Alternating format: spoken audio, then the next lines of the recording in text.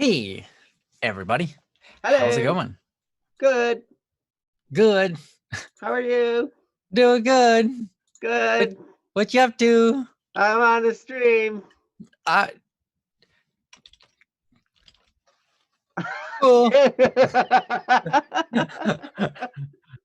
Okay, goodbye. Yeah. Goodbye. Jesse, say goodbye. Jesse can see that's dangerous. Jesse can turn us on and off again. hmm Jesse hears what we just Yeah. did, and he's like, no, start We're over, guys. starting over. Closes the stream Yep. down, and he We're turns it gonna back forget we on. did that. Yeah, let's just cut. All right, cut. Okay, go back. Try it again. Take two. There's no do-overs in live. You know, when you're live, there's no do-overs. That's right. I mean, you can do it over and over again, but it's still all there. Yeah, there's no undo button. In real life. That's right. You can't control Z your life. That's right. Yeah. You wouldn't want to. You wouldn't want to. So, hey guys, welcome to Don't Worry Wednesday, the Monday version. Don't Muddle Monday. Surprise. It feels weird that it's a Monday today. Because we didn't stream yesterday. So, like, today doesn't feel like any day. I'm like, is it a Thursday? What day is it? Weird. Is it a Sunday? Is it a Wednesday? I can't tell what day it is. One day off, and I already can't tell what day it is. That's how bad I am. Anyways, welcome to Don't Muddle Monday, the show where we talk about whatever muddles you, whatever's on your mind, whatever concerns you have, whatever you're going through this week or this month, or just even today. Feel free to post a comment in the chat, or you can post it on our website, or even send us an email. If you'd like to be anonymous, email is probably the best way to do it. Just let us know you want to be anonymous, and we will uphold that. Thank you, Princess, for sharing that in the chat. With us today, we've got our star of the show, Joe, just below me. We've got your host, Ryan Sweelad. Sweelad. Yeah. And we've got... Are you really Sweelad? I don't know. No, you're not. No, I'm not. He didn't change it. It still says static feed down there or there, wherever it is. I think it's over here. Anyways, and we also have Jesse, Princess, and Senna, who are all helping us out in this show us in today. Yes. So thank you guys. We appreciate you so much. Appreciate all the help that you give us pretty much almost every single day. But yeah, we're not professional psychologists, psychiatrists, doctors, police officers, anthropologists, astronauts, anesthetists. Sure, anestheticians, aristocrats. Thank you, Jesse. That was definitely what I was looking for. Aristocrats. Astronomers. Thank you. That's the word I was trying to say. And then I was like, good. Whoa, my brain just went blank. Whew. And I came up with astronauts. Anthropomorphics. Yeah, anthropomorphologists. We are not. We don't dabble in the study of anthropomorphology. We can make up all kinds of words. Anthropologists. That's right. We don't study arthritis. But we are people, and we've had experiences in our lives, and we want to share that with you. So if whatever you're going through, we probably have gone through something similar. And if not, that's okay. I bet you someone else in this chat has. Either way, we're all here to help each other out, support each other, open up a dialogue, and figure out life. Move it forward. How do we live the most enjoyable life, happy life, fulfilling life? All of these questions we try to drive you and ourselves towards. You'd be surprised. These streams don't just help you guys. They actually help me and Joe because we are constantly confronted with the challenges that you guys have. And by replaying our past and giving advice and going through that, we actually end up helping ourselves and sometimes helping each other through whatever struggles we're going through in life. So it's pretty cool. But anyhow, That's all I got. That's all my opening statements. Sorry that that was it, but that's it. Good. Saigo, you're a ghost. That's weird. You look. How are you hitting the keyboard if you're gonna ghost? Uh-oh. Aren't they supposed to go through objects? Ghosts? Yeah. Yes. Bye, y'all. Jono, are you leaving? Nice to see you guys. Nice to see you, Sakura, Jono, Princess, of course, Saigo, Sophia. Oh my gosh, I love her. She's amazing. Cherry, Jeff, Senna, and even Jesse. You guys are all in the chat. If I missed you, I'm sorry. Mark Wandering Anthony's Soul. here. Mark Anthony says, "Can Mark you help Anthony. me?" Ah, well, perfect. And Hyrule's here Welcome, too. Mark Anthony. Welcome. Thank you.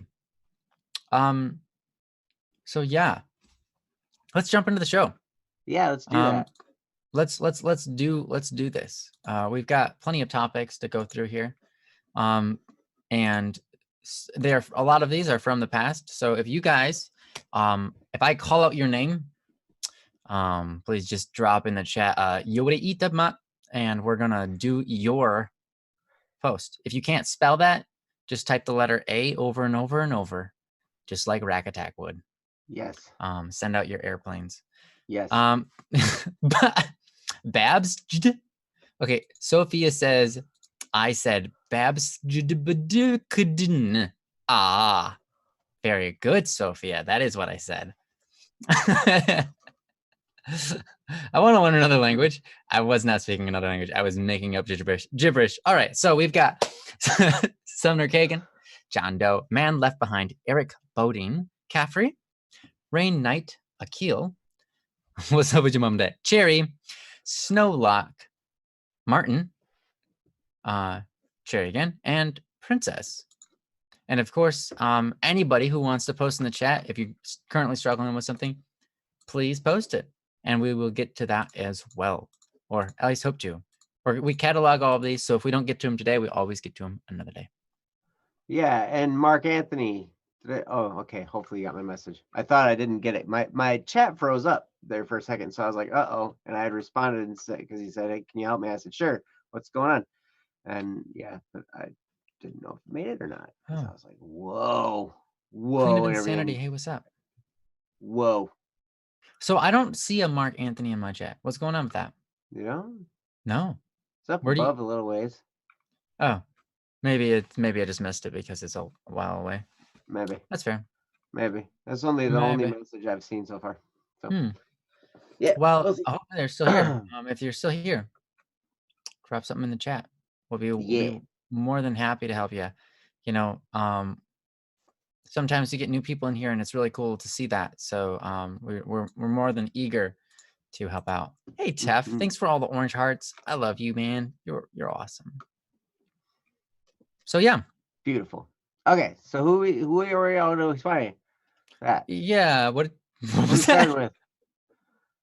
All right. So it looks like we're gonna do cherries first.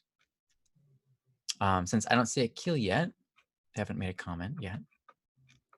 So. Okay. Yep, but Cherry's here, Snowlock is here. So we'll start with Cherry. They're first in line here. Then we'll probably move on to Snowlock. Okay. Cool. So this one's from Cherry. It's called Faith and Labels.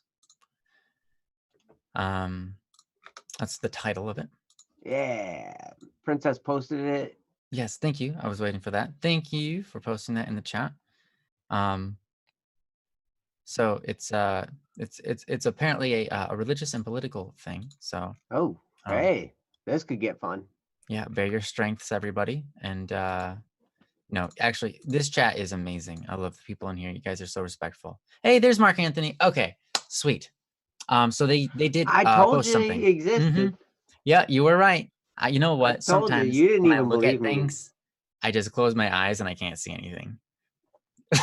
So yeah, that's my fault. It's very frustrating. It's like Ryan, walk into this and you can't even see it, what you're walking into. Right. So how do I know if I even walked into it? Maybe I walked into the wrong thing. You probably. Rough. Life is rough. It is. It's tough. I know. Okay. So this is from Cherry.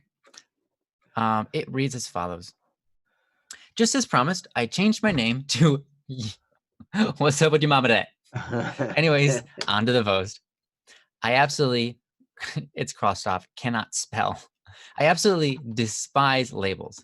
I've always hated politics and political parties because it's nothing but a bunch of back and forth. Stereotypes are one of the deaths of humanity, as I've mentioned before. Having grown up in a Republican family with conservative friends and the right is stupid because of this. Wait. I missed a line.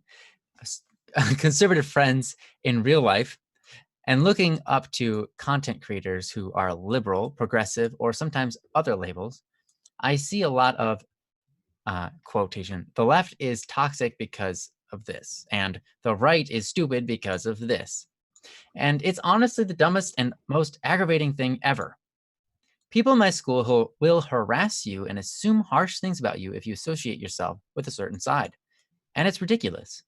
From what I've heard, I fit in the independent category, not really favoring or fitting in a certain side, but I don't even like considering myself that. I'd rather just be me. There are so many assumptions people make. Like if you're a certain party, that makes you less smart or kind of person than if you were in another party. But I don't really feel alone or like I'm the one who's missing out. It feels more like everyone else who buys into that sort of propaganda is just blind, because George Washington himself warned against political parties, claiming that they only cause divisions. Man, was he correct about that? Yes. It's more than just political parties, though. While I'm straight, I often find it aggravating how people get upset, even physically violent, at people who claim to love the same gender, or those who wish they were another gender. Things like that aren't a choice. There's psychology and science that go along with it. And even with that, it's not their decision to decide who that person can and can't love. It's surprising to me that there are people who don't see the parallels between what racism was and what the violence towards LGBTQ is. As for the people who are of certain religions and cultures and believe it to be a sin, it's still not right for them to enforce their beliefs on others. To clarify, I am completely fine with people who believe that it is a sin. However, I do not think that it necessarily justifies the right to discriminate against people who are or treat them like any less of a human. The forcing of beliefs on others is exactly what often steers people away from those exact beliefs. As a Christian who has lived in a very strictly Christian family, there are times when my family is so strict to the point where it's over religious. And yes, that's a thing. It's where you've become so religious that you start feeling as if your word is the word of God, claiming that others are going to heaven or hell for watching or doing certain things and ignoring the context of those things. But that's not for them to decide. That's for God to decide. And religion is exactly the topic I wanted to get into. In parentheses, that was a smooth transition. Am I right? Smooth. Good job. Now, I don't really know what branch of Christianity I am. I only know that I believe in God and Jesus and the word of the Bible. I've talked to Haley, and she's of LDS, and I've read into it, and I'm intrigued. I like the feeling I get when I read about it. It's of light. I've heard Ryan, and I don't know if this is true for Joe as well, say that he is Catholic. It is true. I have a few Catholics in my family, but the majority, especially the part I have to deal with daily, are Baptists. Apparently, my mom has somewhat of a disbelief in Catholicism. I don't know if disbelief is the exact word I'm looking for, but she doesn't really like it, is what I'm trying to say. Mm. But it gets really bad once you get to my mom's house, my mom's mother. She's the one that I'm talking about that's overly religious, to the point of claiming things as if her word is what's final. She doesn't have a bad intent. Hold on. I know. Okay. She doesn't have a bad intent, I know, but it's more of an unhealthy habit. Once you're around her, you'll really start asking, So would your mom and dad. She's very much so dislikes Catholicism, and I'm not exactly sure why. I've tried researching into the differences between the two, but from what I've found, there's nothing really anything too different or any reason for the overreactions they have. My mom and her mom do have really bad anxiety, though. So that could very well be the reason they're both very strict and over religious. While researching, however, I did find a quote that I absolutely loved about the subject, stating, in faith, it's faith in Jesus Christ that saves, not membership in a church or denomination. Salvation is not determined by church members. Salvation is determined by personal faith in Jesus Christ. Like I said, I'm not sure about what I'm not sure what I'd specify as, but I'd be very interested to hear your stances on this since I agree a lot with what you guys have said about God. I don't quite like how judgmental they are and how they overreact. Fiend. So that was it. Obviously, you can see yourself, and you have noted because you've responded. Joe, slightly above average Joe, not the Joe that is with me here right now, has responded to you in length, which is beautiful. I'm sure he had really wonderful things to say, and I'm actually intrigued about what those things were. You responded already, so that's really cool to see that. And I might actually look over those later. So anyhow, with that said, thank you so much for sharing this. Obviously, everyone in the chat, you know how this goes. It's a religious topic. So you guys are amazing. Like in most cultures or most places where we could go, like if we're doing a live stream and I'm in any other group of people other than you guys, you start talking about religious and then immediately there's a war in the chat. Yeah. If you start talking about politics, immediately there's going to be war in the chat. It's incredible. It is absolutely not normal at all. It is an anomaly. It is fantastic that in this community, we're allowed to talk about those things. We're allowed to state our opinions, state our beliefs, and not just immediately receive hate or you guys don't know what you're talking about, you're idiots.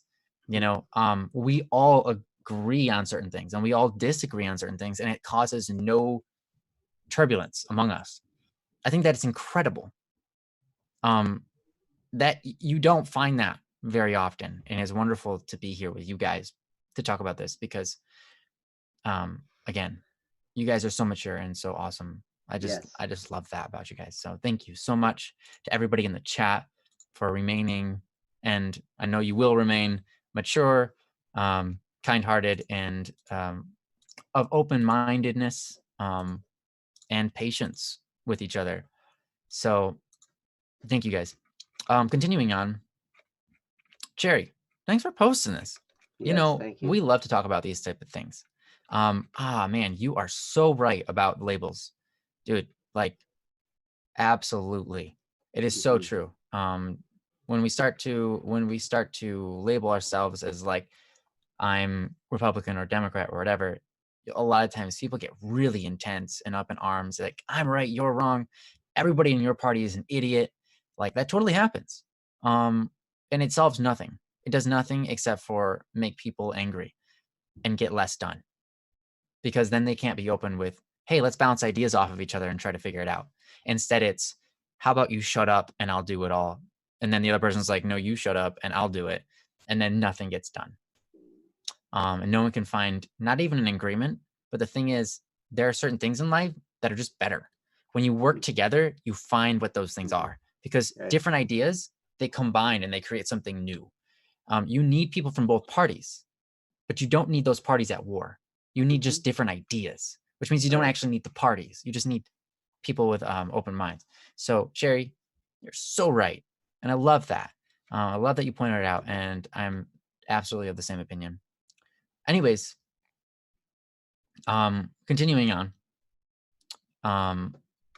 I'm going to let Joe handle all of this. And I'm even going to talk for the rest of the time. So good luck for the rest of the stream. I will dismiss myself. That's just kind of where that sentence went. So see you guys later. Okay. No, I'll be here. Wow, Ryan. If you go down too far, you're gonna start coming out my ceiling, and I'm gonna be like, Ooh. whoa, yeah. So be careful. Okay, I will. I'll Um, try. wow, but seriously, reading through this post, you really have a good head on your shoulders, Cherry. Or what's up with your mom and dad? I love, I love that you changed your name to that. It's hilarious. It's so funny. Oh, it's What's up great. with your mom and dad? What's up with your mom and dad? Interestingly enough, I think I'd like to preface everything that I would say about religion with a quote from Jesus himself, and that is, "Let he who is without sin cast the first stone." And that was in the context of a whole bunch of people dragged this woman who was caught in adultery, and they dragged her out into the street. They were going to stone her to death because that was the custom. And so Jesus knelt down. He was writing in the dirt, and he said, Because it was the Sabbath. What? He was writing in the dirt because it was the Sabbath. Oh yeah, and you're not supposed to write. Yeah. But anyway, but he told them, basically, he stood up in front of them and between them and her, and he said, "But he was without sin, cast the first stone." And so basically, he saved her life by saying that, because really, who am I to ever say anything about somebody's sinful behavior? I'm just as sinful. I've done things wrong. I've done things with evil intent. And that's the thing. Every single one of us has. So none of us ever have room to talk. When none of us can ever really point the finger at somebody else. So you could say, like, he was without sin, cast the first stone, but it'd be the same. Like, he was without sin, cast the first snide remark or insult or whatever. And there have been, I mean, it's ridiculous. You look through the history of the different, of like, between Catholicism and Protestantism and all the holy wars, people putting each other to death. I mean, just craziness. And it's like, really, like, in so doing, you're persecuting these people because they're sinners, and by doing so, you are becoming a worse sinner. Like, to me, it doesn't make any sense. Like, stop it. And luckily nowadays we're a little bit past where we were in the 1500s and the 1600s and where all that was at then. It was bloody. It was a mess. And then the same thing happens with the whole LGBTQ issue here. I mean, Pope Francis has famously said, "Who am I to judge? Who am I to judge?" Because seriously, and he's the Pope. A lot of Catholics got really mad about that. They're like, well, and I think they wanted license to judge others. But Jesus himself said, "Judge not, lest ye be judged yourself." And it's like, so, because we don't know what's going on in somebody's heart. That's the beautiful thing about, because I recently, let's see, a few years ago was when I converted, became a Catholic. I grew up as a Methodist. I grew up in basically different Protestant religions, and then became a Catholic. And the thing that was so refreshing about Catholicism, like actual real Catholicism, not what people say it is, but actually what it actually is that there's no judgment. They will judge behaviors based on scripture, but they will never judge a person and say, "Hey, because you feel a certain way or you're inclined to certain things, that makes you a bad person." Never, ever, ever, ever. No, we all sin. We all do things that are wrong. We all do things that are against what scripture says is right. Absolutely. But it was hilarious to me because I was like,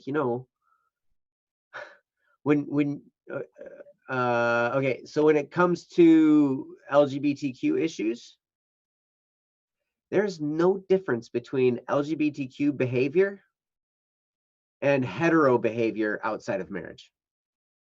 No difference. It's the same sin. So all these people that are straight and doing things, but they're not married, they're in the same boat as LGBTQ people, right? that are doing those things. that are actually behaving that way, not necessarily Right. the feelings Not themselves, just feelings and thoughts and all that kind of stuff. That's not that. right. Right. Yeah, I just want to specify. Inclinations are not sin. Right. Hmm. But behaviors can be. We're all tempted to do things wrong. Always, always, always, always. So I want to lay that groundwork, but even still, like, even if I see somebody acting a certain way, I don't know where their heart is. I don't know what they've been taught. I don't know what they know and what they don't know. And God is so amazing because he doesn't judge based on what we don't know. So like it says, you have a quote down here that says, it's faith in Jesus Christ that saves, not membership in a church or denomination. Salvation is not determined by church membership. Salvation is determined by personal faith in Jesus Christ.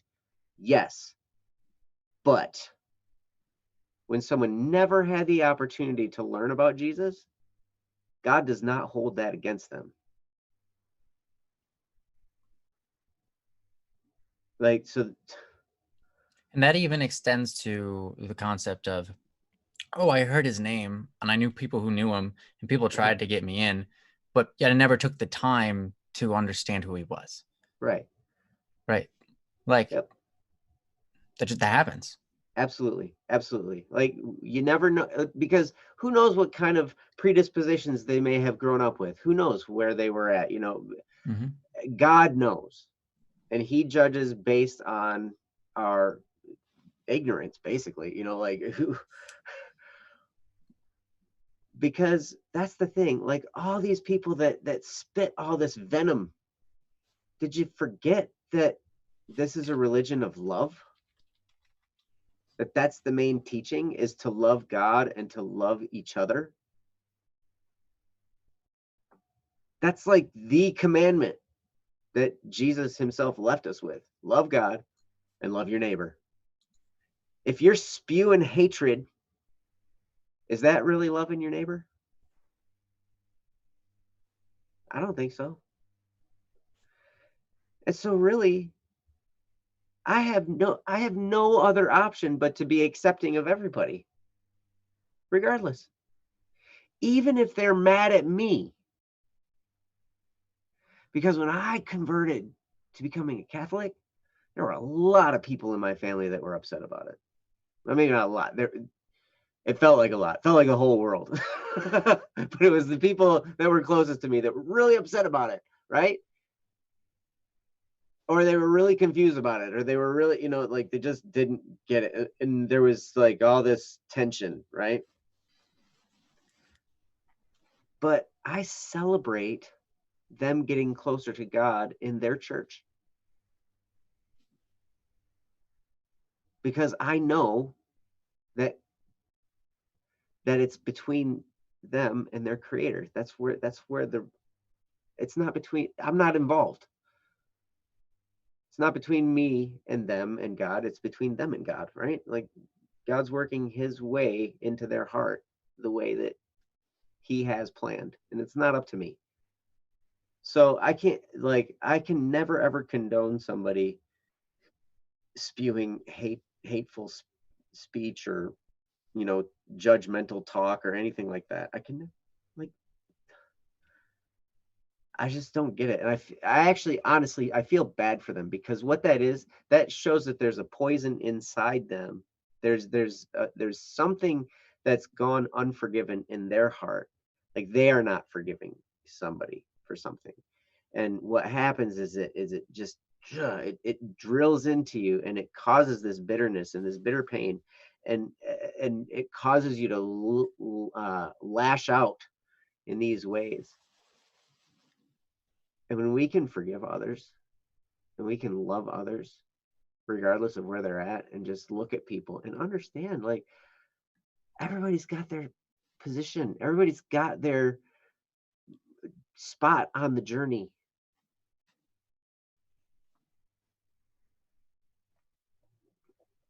Who am I to tell somebody you need to fix your ways. Like, I don't know what part of their journey they're on.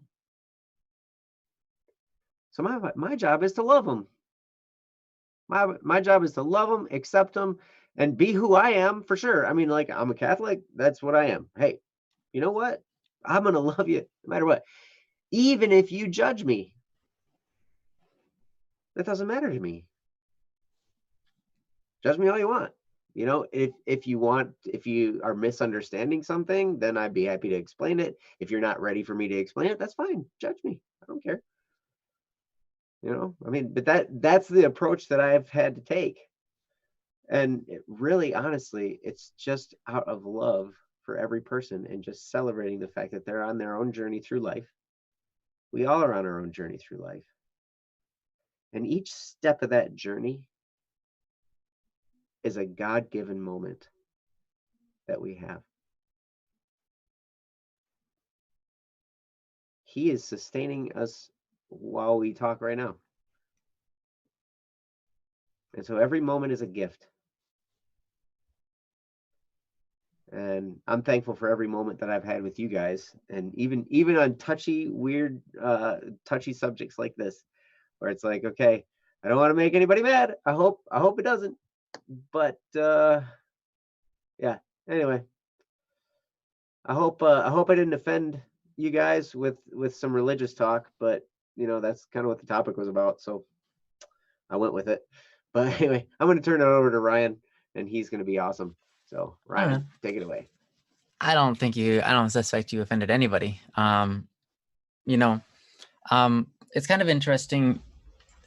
I think a lot of what you're running into, Jerry, is people don't have a reason to hate something.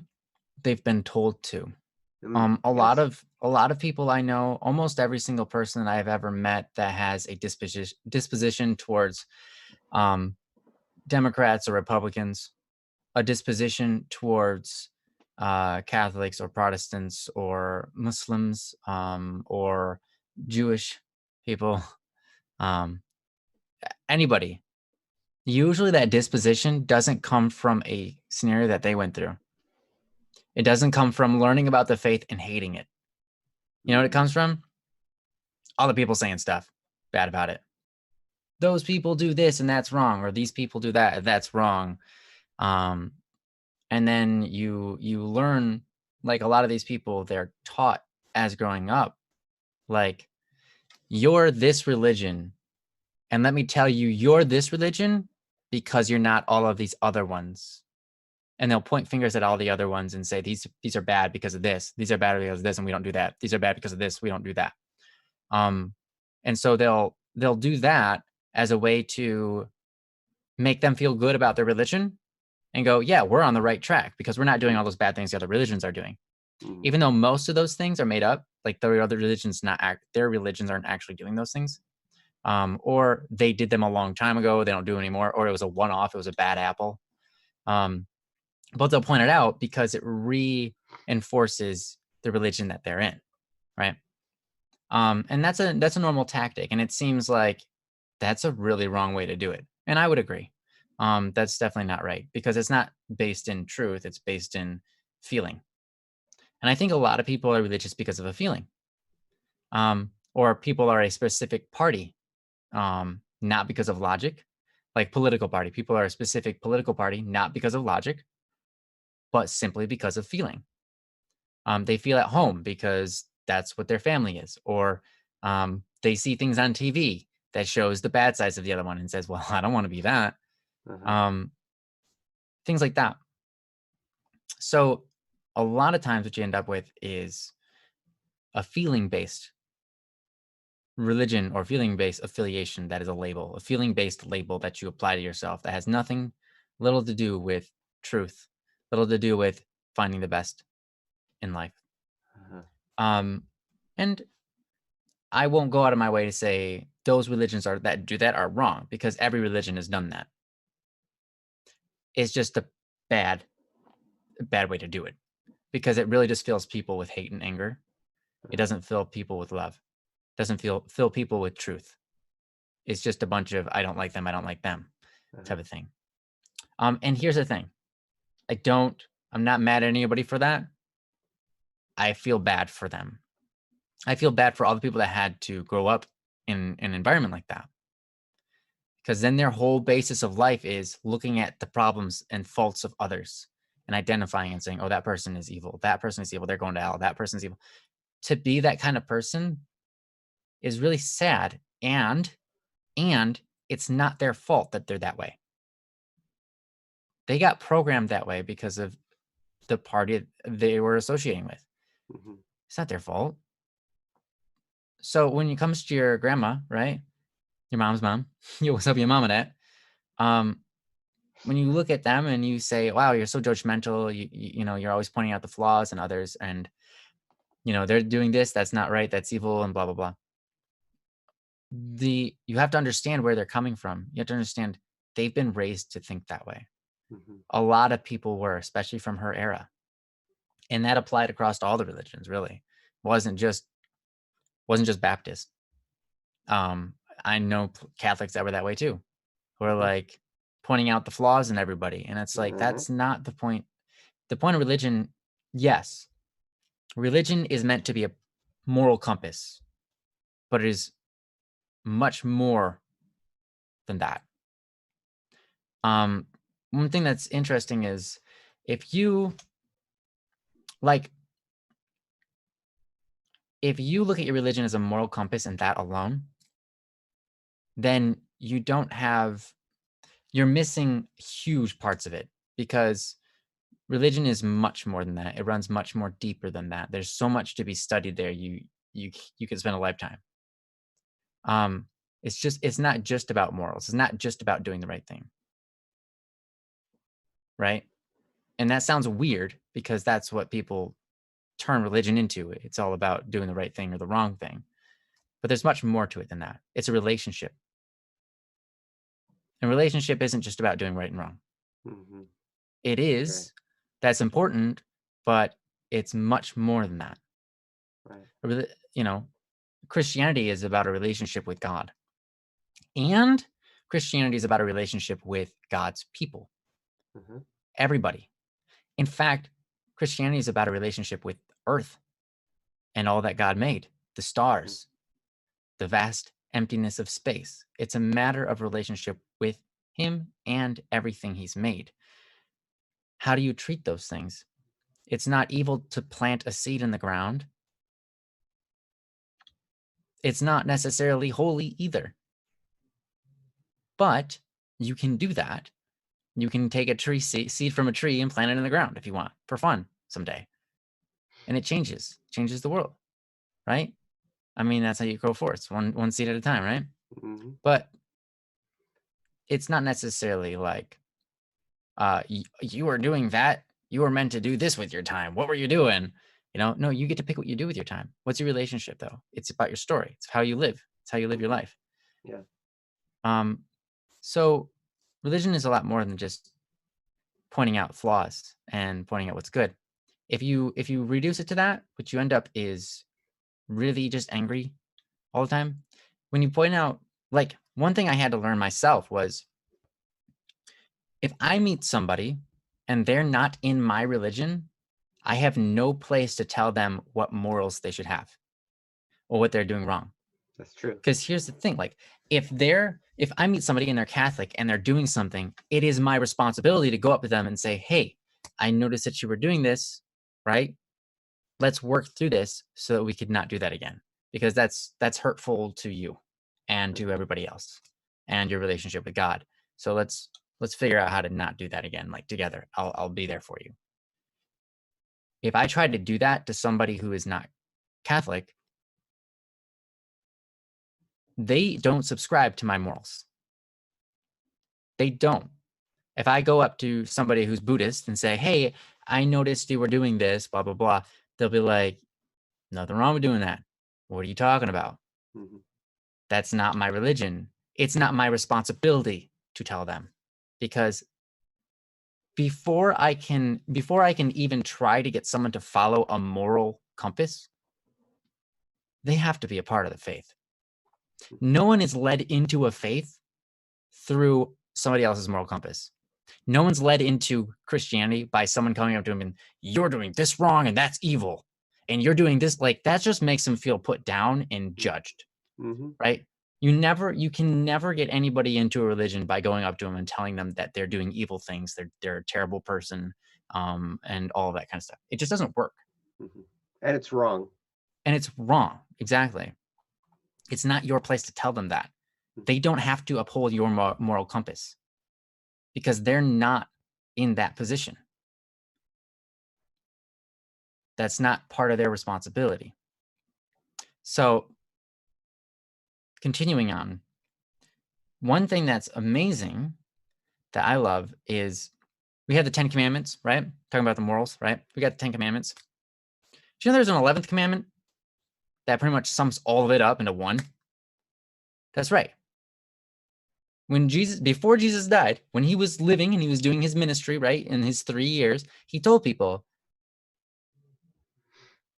to love God and to love your neighbors as you love yourself. So love God, love neighbors, love self. Do all those 3 things. So love. If you do those 3 things, right? If you just love, which is really just one thing, right? Mm-hmm. If you just love, you're going to do all the other commandments. You're just going to do them. Because to love is to desire what's best for. Mm-hmm. So, like, okay, I'm not going to steal from somebody. That's not what's best for them. And it's not what's best for me. I'm not going to cheat on my wife. That's not what's best for her. That's not what's best for me. That's not what's best for the person I cheat with, right? I'm not going to do this. I'm not going to do that. I'm not going to do any of the 10 commandments because you choose to love, right? Love is basically the 11th commandment that sums all the other commandments up so that you can live a life directed towards God because God is love. God is the essence of love. We have this built into our beings because God has it in his being. So anyways, if we love each other instead of condemn each other, instead of pointing out each other's wrongs, what we end up doing is we end up lifting each other to a higher standard, to a point where, hey, I want to do what's right because it is right, because it feels good, but also because it's logical. If we keep on putting people down because we have this intense righteousness or we're right and they're wrong, whether it be a political thing or a religious thing, if we just keep on putting people down, we only create enmity between them and us. We don't inspire in them, oh, I need to do the right things from now on. No, we just make them want to do the wrong things more. Because now we've made it like an argument where someone has to win, right? Mm-hmm. So anyways, that's actually all I had. So thanks, Jesse. Joe, did you have anything else you want to end with? One thing here, and I just want to I wanted to jump on the debate because it's a hot debate right now, the LGBTQ versus hetero debate. Okay. Sure. And there's one word of caution that I want to throw out there.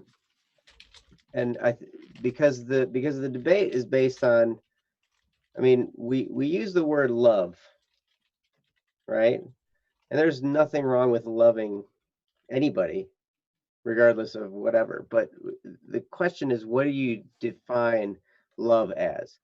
Do you mean love is the means by which you gain bodily pleasure?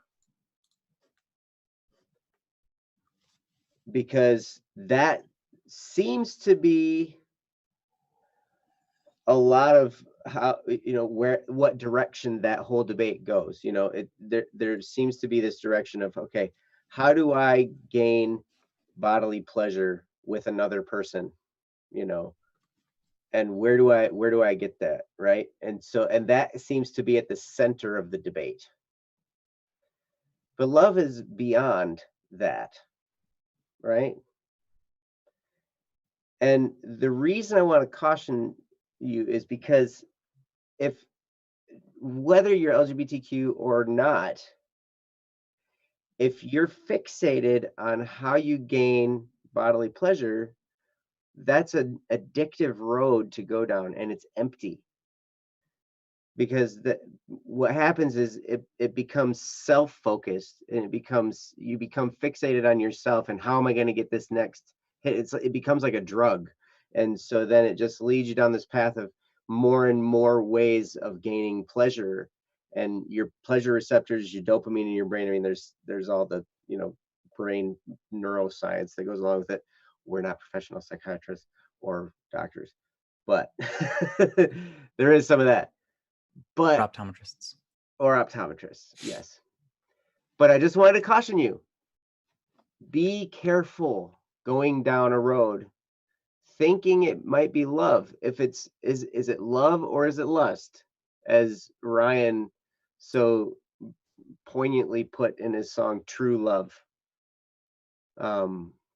You can find it on this channel, actually. It might be worth listening to. So just be careful, because all that does, when you pursue pleasure, it leads you down a pathway toward emptiness and toward just a continual unending need, and it leads to addiction, and that's why there's so much rhetoric against sexual sin, because it really does lead to that. I can tell you from experience, it leads to just an empty desire, an unquenchable burning desire that is empty. And that's not a good place to be. That's torture. So I just want to let you know, be careful. And that's all I wanted to say about that. Yep. Actually, very fair. I mean, yeah. LGBTQ is just a really interesting thing to talk about because it is a touchy subject, right? But whether you are any of those or neither of those, you're human. Yes. And you follow wisdom. You follow the same rules of desires and fulfillment and happiness and sadness, depression, anxiety. All of those things are still in your brain. No matter what version of that you are, no matter what you sort of cling to. And I think it's important to really not label yourself as any of those. Yeah. You can label yourself as a person. Yeah. Yeah, exactly. Because you are more than lesbian. You are more than bi. You are more than gay. You are. To label yourself as that and then live your whole life as, this is who I am. I am lesbian. You are defining yourself as this little part of something that almost doesn't even matter. Because to say, hey, I'm attracted to this sex, or hey, I'm attracted to this gender, has very little to do with the rest of your entire life. And so you really shouldn't spend any time trying to define yourself based off that, because it's really just this little tiny part that society has made a huge deal out of. Yes. Society, you listen to songs on the radio, they're all about sex, right? I mean, ever since the 70s, that was the case. They call it love. They call it love, but it's not. Right? Just listen to any Pink song. or Aerosmith. Or Aerosmith, yeah. It doesn't make sense to spend so much of our lives defining ourselves on something that really it doesn't fulfill us. It doesn't make us who we are. We're just claiming that's who we are because society has said, what are you? Are you a lesbian? Are you gay? Are you bi? Are you straight? Honestly, it's not. They shouldn't care. It's not something to be shared, right? There's no point in going to your mom and saying, hey, mom, I found out that I am gay. Her response should be, what is that to me? I never planned on sleeping with you. That's not any of my business. That's not my business. And it's barely your business because you ain't going around with a bunch of people. All right. So it doesn't really matter.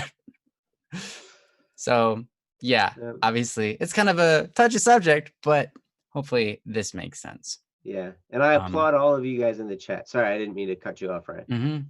But I'm just reading some of you guys' quotes in here. Like Rosie says, I don't go by the labels anymore. That's awesome. Amira, I don't think anyone can tell you what you're feeling or what you're feeling is wrong. The only person that can determine that is oneself. Absolutely, Right. because Right. feelings. I mean, who is any one of us to tell you your feelings are Yeah. right or wrong? I mean, that's Right. Right. ridiculous. And then Feeling wandering isn't. soul. Yeah. I think a lot of people just see arguing as debate when it treads the thin line of being destructive. Mm, And yes, absolutely. debating is a dangerous thing, especially when you're forced to do it by your teachers. I saw some of that, Little Miss. Yeah. But That the I teachers read in that too. general, That's really that's a interesting. dangerous thing. So Anyways, anyway, let's move on so that yep. we Thank can you guys. kind of Thank you guys for being get to the gracious next in the one. chat. Thank you guys for being so awesome and level-headed and amazing. Because seriously, when you're going through a touchy subject like that, I mean, like Ryan was saying at the beginning, like it only takes a minute before people start spewing back and forth and pew pew pew pew pew, and it just becomes this big old battle. But are the you guys are so understanding and loving, and it says a lot about the culture that you guys are continuing to propagate in the chat, and I Yeah. thank you so Yeah. very much in that. Seriously. You guys are so amazing. Yeah. Yeah. I mean, yeah, it's incredible. Yep. This culture is one of a kind. It's amazing. We love you guys. Yeah. Yes. So let's move on to the next one. So, okay, I'm gonna go ahead and go through the word names. I'm gonna go through the list of names we've got of topics. We have recorded yours, Mark Anthony, and I know Rosie, you have one too. We put that in here, thanks to Princess. So, or Senna, one of you guys did it. Anyways, so I'm gonna go ahead and read through the names here. If you are in the chat, drop a hey, I'm here, and I'd like some cake. For Cherry's birthday tomorrow. For Cherry's birthday tomorrow. Happy birthday, Charity. I won't be streaming that day. Wait, yes, I will. Yeah, you might not show up to the stream I do tomorrow, but love you, Cherry. Bless you, and have an awesome birthday. Mm-hmm. So here are the names: Sumner Kagan, John Doe, Man Left Behind, Eric Bodine, Caffrey, Rain Knight, Akil, Snowlock, Martin, Princess, Mark Anthony, and Rosie. I know we had Snowlock in here before. Snowlock. Oh, yep. Hey, I'm here and I'd like some cake. Dang straight you would, Snowlock. You would. I know you would. Do you like angel food cake? That's one of my favorites. Not because it sounds angelic and that kind of stuff. That's actually not why at all. I like the dense, sweet, caramely kind of taste that it has. Of what kind of cake? Angel food cake. Oh yeah. Right? Angel food cake's one of my favorite cakes. There's a lot of good cakes out there though. You know what you can do with angel food cake? Eat it. Yeah, you know what else? Put it in your mouth before you let eat it it. Melt. It melts in your mouth. You soak it in chocolate syrup. Oh man. Just let it soak. Just yeah. It's glorious. That would be amazing. I thought you were gonna say you soak it in rum because that would actually be really good. Like rum cake is good. Oh yeah, but, that'd probably be good too. I would love the chocolate one. That sounds awesome. Chocolate syrup, man. Just douse that. You can pretty much douse anything in chocolate and then top it with bacon. And then it'd probably be really good. Fluff cake. Yeah, Wandering Soul. My boy. That's what all true adventurers strive for. Fluff cake. You're welcome, Jesse. I did that for you. All right. Looks like we're doing it. Princess posted it. So we're doing Snowlocks. Yeah. We are doing it. It's official. Snowlock, this is for you. This is titled Nothing is Fun Anymore. And it reads as follows. Cool. Also, if you want to read along, just go ahead and click on that link Princess just posted in the chat, and you can read along. That's what I did. I clicked on the link that Princess posted in the chat. Nice. Recently, ever since quarantined, I've noticed something odd. Despite given all the time in the world at home, there's nothing for me to do. Sure, our teachers assign us homework, but it just doesn't feel the same anymore. It used to be boring and tedious, but at least it was tedious enough to keep my brain entertained by being annoyingly hard. Now it's just boring. Nothing is fun anymore. This is weird because I used to dread going to school, waking up early, taking the bus, going to class, being with annoying classmates. I also go to my art program, as mentioned before. It's fun, but going home at 6 p.m. was not. The only fun I had, excluding stuff I do at my art program, as mentioned, was going to my anime and art club. We call it Atonime. Ato ni atomime. Atonime. Anime. Okay. Atonime. Atonime. Ato Ah, ni anime. me. Tony. Tony who? Okay, sorry. Credit to me as the host of the art section of the club. And going home and hopping on my computer and enjoying a good game of Minecraft or League of Legends with my online friends. For sorry guys. For the last few days, I've been doing nothing but just that, playing those two games. I went out of my way to find better ones, but it was just so unfulfilling. Of course, I clean/organize the house and get my work done, but they feel empty. Playing video games just feels empty. I just finished a round of LOL before writing this post and I feel nothing there. So I sat in silence, just hoping to enjoy it, give time to myself. Maybe this is what I needed. Just silence and time to be with my own thoughts. Last time I mentioned how my panic attacks rushes thoughts into my head. I've been taking steps to just hear myself, let myself breathe and calm myself. Similarly, this time it's about enjoyment. What have I done in life that is actually fun? What did I find enjoyment in? Was visiting other countries fun? For a brief moment until I realized I'm not doing much but wasting time going places. Did I ever have fun playing video games? I just picked up one game, play/finish it and go to the next, or I just play to fill in an emptiness.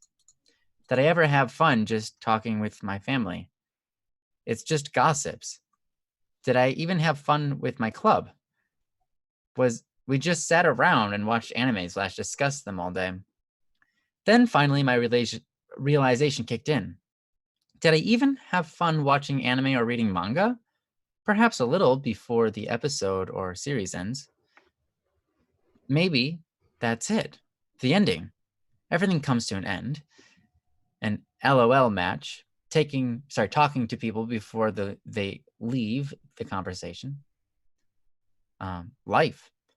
The ending is supposed to be the exacting part, yet the most empty. As I grew up, I watched my father's life, and I saw it end.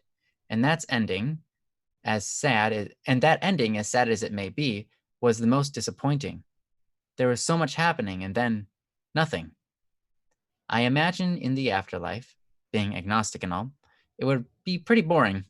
It's just silent and peaceful. I want to have fun again, not just something to fill in the emptiness, but something that'll make me be excited. Something that I'll be excited for. I've watched numerous videos on the topic while being bored, and a suggestion was to take medication or dopamine injection. Wow. But that just doesn't stick with me. I want to face the problem head on. Yeah, I'm glad you didn't take that one up. There's this game called You Left Me by Angela. I think I mentioned it already on the previous post, but it helped me go through tough times and let me reflect on myself. Spoilers ahead. In the game, is a spoiler, anybody? Yeah, you actually spoiled. They had a spoiler. Man, oh man. Yeah. You're a BSS.studio professional if you know how to do that, man. Good job. I'm going to read it. You can close your ears, everybody, if you don't want to be spoiled about the game. In the game, you're given an option of going to the hospital where you can get a checkup and prescribed pills. You can go to work where everyone are just cardboard boxes, copy clone of each other, and you can go anywhere. And in the end, you just come back to the train station, leaving a part of yourself behind each place you've been to. and there's only one thing left to do. I guess I came here to ask, how do you guys have fun? What is fun? Watching YouTube podcasts and videos are the only thing that can fill in the emptiness now. Sorry for going off on a tangent. And that was by Snowlock Holmes. Snowlock Holmes, thank you so much for the topic. Obviously, Swilk has responded. Ray, the blessed Ray, has responded. Yes. And if you've gotten a response from Ray, wow. And then Ryan responded to Ray, and then Ray responded back to Ryan. Man, oh man, Ray is back. Ray was around in the first BSS.studio. Yeah. The OG. The OW. Yeah, the OG, the original gangster website. The OW. Yeah, on the original website. Anyways, thanks, Snowlock. You're awesome. You left me by Angel. Oh my gosh. You left me by Angela He. You left me as the title. Angela He is the name of the person. Okay. Sorry. I totally said it wrong when I was reading it. You left me by Angela. You left me by Angela He. So it's completely different. You left me by Angela He is like, you left me by Angela. I can't believe you did that. I'd rather be left behind. I'd rather be left by Rosie. Yeah, I totally read it wrong the first time I read it. Anyways, Snowlock, thank you so much for sharing. This is an interesting topic, and I'd love to talk about this one. This is one that I think a lot of people struggle with, and it's a lot of fun to talk about for me because it's something you find through experience. Well, something I had to find out through experience and in ways that I did not expect. But yeah, if you are ready, Joe, I'd like to hand it over to you so you can share with him what is fun. How do you have fun? And what prevents you from fun? Have you ever felt this way that he's feeling right now? Yep. So yeah, go for it. I have felt that way before. I have felt exceptionally bored and unfulfilled. I have, even when I've been extremely busy, I've been totally unfulfilled before. And really, I think, let's see.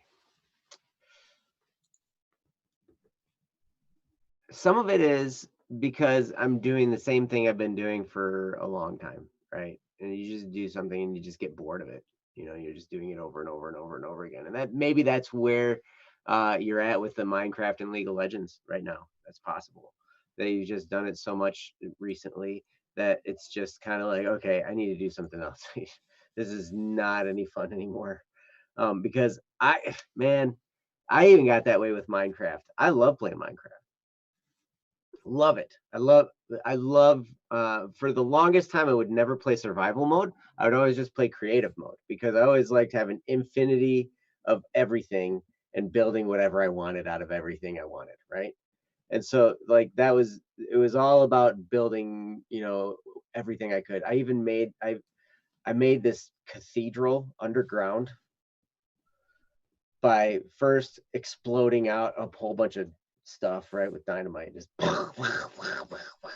and then I started shaping everything, and I made all this stuff, and I made, and of course it had an end portal and a nether portal in there and everything. You got to have those. And then my kids would come into my world, and then they'd make their own little rooms off of my big huge thing, right? And so it was always a lot of fun, right? But then even eventually that got boring, and so then I switched to survival mode, and then it was like a whole new game, right? So you can switch between the two. Maybe that'll pass the time for you, but I really think honestly you're probably looking for something deeper, and probably you're looking for something that has purpose to it. Now we're all put here to do something, right? I mean, even I think you mentioned as an agnostic, right? Mm-hmm. Is that right? Okay.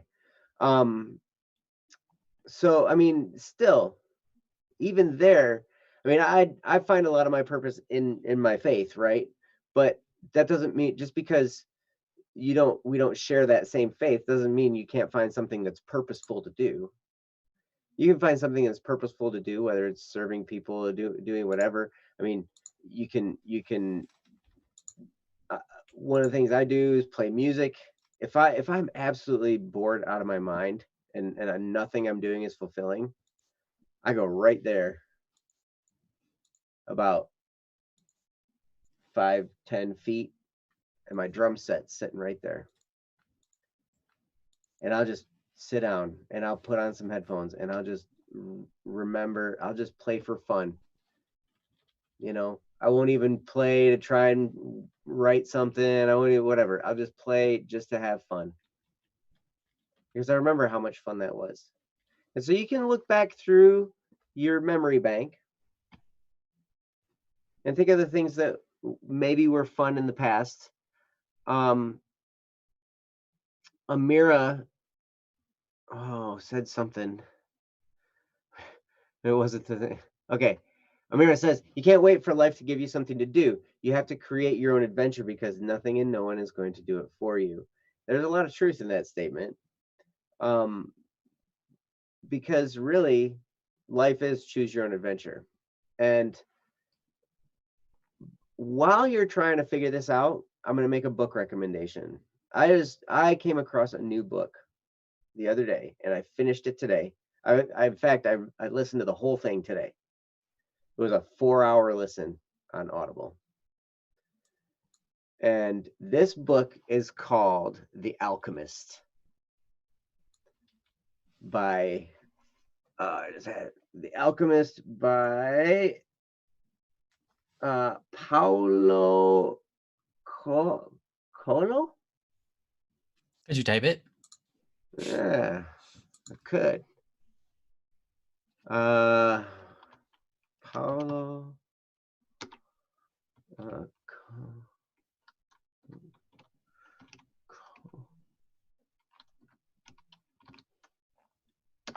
that.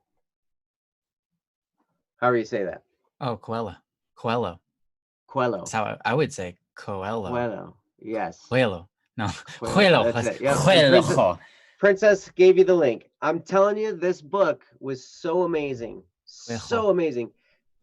Partly because it's a story. Like, it's not, most of the books I recommend are like how to have whatever, right? It's like instructions on how to do a certain thing, or on how people operate, or on how to interact, or whatever, right? How to navigate something that you're dealing with. But this one is a story, and it's brilliant, absolutely brilliant.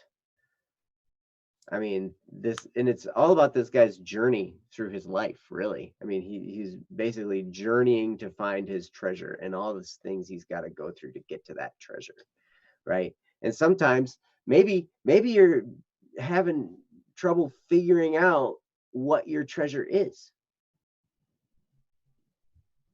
Maybe you haven't given it a super amount of thought yet.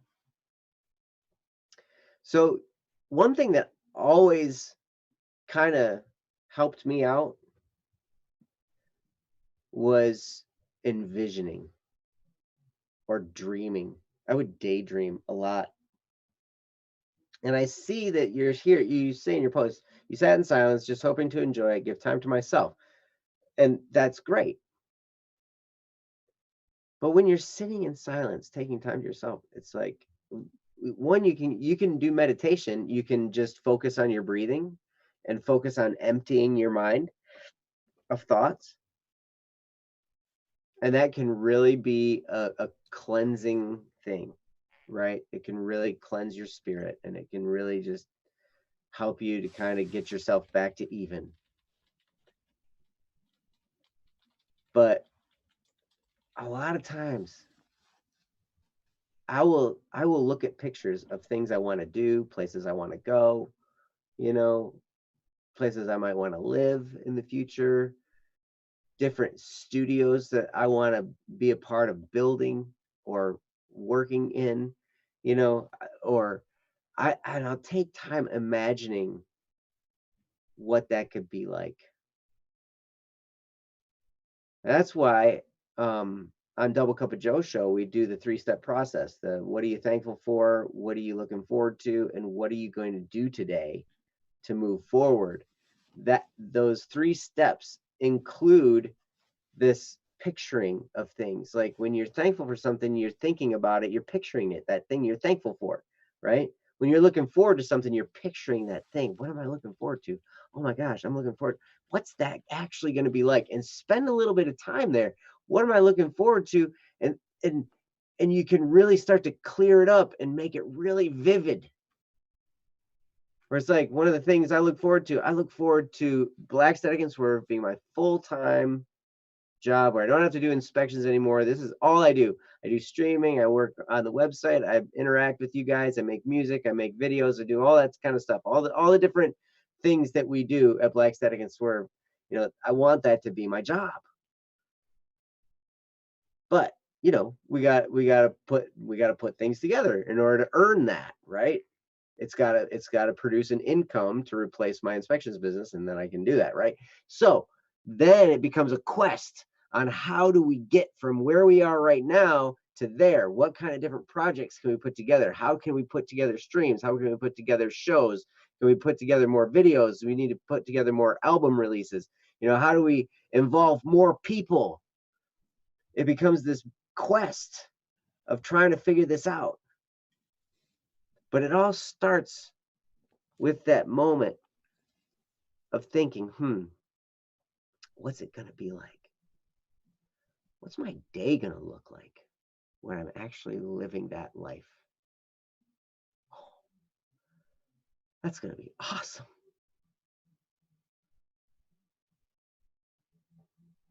And when you start to go there, like I will lose track of time and be so jacked up excited at the end of it. Like, I don't know, maybe, I don't know.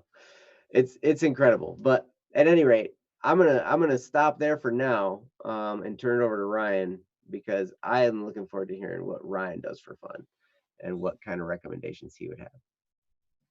I'll just sit there. I like doing nothing. That's the best. That's the most fun ever. Um, oh, by the way, apparently it's Kuelo. Kuelo, Sakura says. Coelho? Yeah, Kuelo. Coelho. Mm-hmm. She grew up with it in her house, so he's Brazilian, so yeah. Okay. Cool. Means rabbit in Brazilian or in Portuguese. So, anyways, yeah. Joe, I like the part, basically what you're ending with, because there's nothing more fun than getting excited about something. I mean, that's a lot of times what we refer to as fun, that excitement, right? Yeah, right. I mean, it could be going on a roller coaster, right? Like that feeling that like, oh my gosh, what's going on? And then you're going through it and you're like, when you're like, oh, you're freaking out. That's exciting. That is fun. Then you're talking about a different kind of exciting. That's not like a thrill, but it is still a thrill in a way because it's where's life going? What's going to happen? I think to have this what if mentality, wonder is fun. I always refer back to wonder whenever I'm trying to examine if something's good or not. That sounds weird, but let me give you an example. My favorite game that was ever made was called Ragnarok Online. And what I loved about it was that there was this endless supply for me of wonder. You had a character that you could make and you could go so many directions. It was nearly infinite. Depending. Now, you had these things like, well, if you went this way, it would be the best. But that wasn't true for this game. You could go this way and that would be really good. You could go this way and it might counter it. And you can go this way and it might counter it. And that's just one class. And then you have got other classes, right? One thing that was cool about it, you could go to any place at any time. You'd always wonder like, oh, what's over here on this map? What's over here? Let's go over there. I wonder if I'm strong enough to fight these monsters yet. This sense of wonder. When we go through life, there's this thing, and there's something called wonder over fear. When you approach something and you're afraid, one thing that always trumps fear is wonder. Because if you go, but what if you turn your fears into what if moments, suddenly your fears start to disperse and you get excitement and you start going, but what if? What if this? What if that? That would be really cool. See, a lot of times the reason you're attracted to a game like Minecraft, especially League of Legends, is you wonder. I wonder how good I can get. I wonder if I can win my next match. I wonder if I could do this with the character. I wonder if I could do this with the environment. Right? Wonder. Wonder is something that, as human beings, really make us go. It really gets us going. When I create a story for other people to enjoy, I need to make sure that there's wonder in it.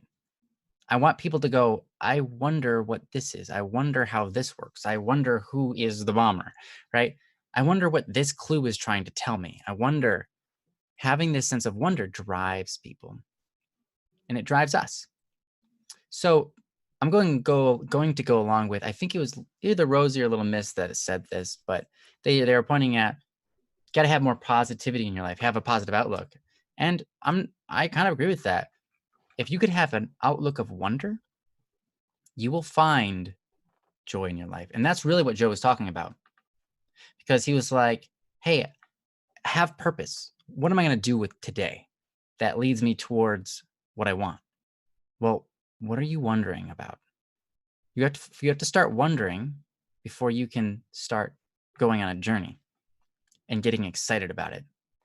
Joe and I, mostly Joe, will bounce awesome, incredible ideas off each other. And we're like, I wonder how that would pan out.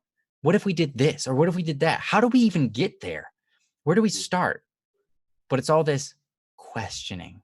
And the questioning gets us excited because we can see something that's in our reach, in our grasp, that's like, that could be really cool. I wonder what that would be like. That drives us. So wonder is a great part of fun. But the funny thing about the whole thing is this. We have chemicals in our brains and they get used up. If we spend too much time with entertainment, suddenly nothing becomes entertaining. Mm-hmm. If we search for entertainment just to fill us, soon we find no amount of entertainment can fill us. There's this psychological thing, is I forget exactly how they phrase it, but the first time is the best and every time after that is just not as good. Mm-hmm. For a lot of things in life. The first time you play a certain game, the first time you experience jumping on a trampoline, every time you go back, you're searching for that re-engagement, that same feeling. And every time it's just a little bit less and it's a little bit less. And you're like, no, I just got to do it again. And maybe this time I'll do it like this. And then I'll have that same feeling. And it never happens. That's not true. It's a great philosophical point, and it's mostly true, but it isn't completely true. We do have that sense of wonder that can derive that. But if it's not fulfilling, if it's an activity that doesn't fulfill us inside, that sensation, that enjoyment, that pleasure, that entertainment, it doesn't ever come up as large as it used to be. Once it starts fading back, it just continues to recede and down till it's like, it's just not fun anymore. It's more of a chore than anything. I don't even know why I'm doing it anymore. Mm-hmm. It's just annoying. Just an addiction, or whatever, right? It's just my go-to because I've got nothing else to do. So that happens. But if it's something fulfilling, something that leads us forward in life, we have a personal attachment and investment into that. We crave, as human beings, to be something more than ourselves, to influence the world more than ourselves. When I don't think any person looks at them like, I think we all have this inner desire to amount to something great. We all feel we were built for greatness. Some of us feel like I wasn't built for greatness. I'm just terrible and I'm just blah. But if you really get deep inside them, they also feel like they were built for greatness.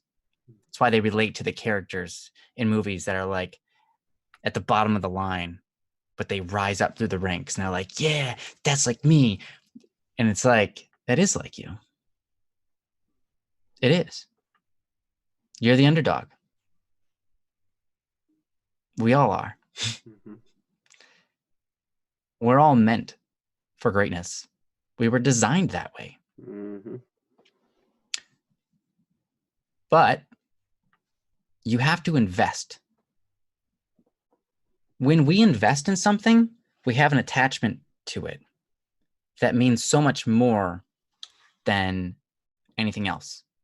If you're looking for something fun, you have to invest. I don't mean you have to go into the stock market, invest your money. I'm not talking about that. When we invest, like for an example, if I get a car, if my mom buys me a car and then I get it, I'm going to be happy about that. I'm going to be like, sweet, I got a car. Cool. Yeah. If I work my butt off to buy a car, I will treat that car so much different. Mm-hmm. I will continue to maintain it. I will continue to keep it clean.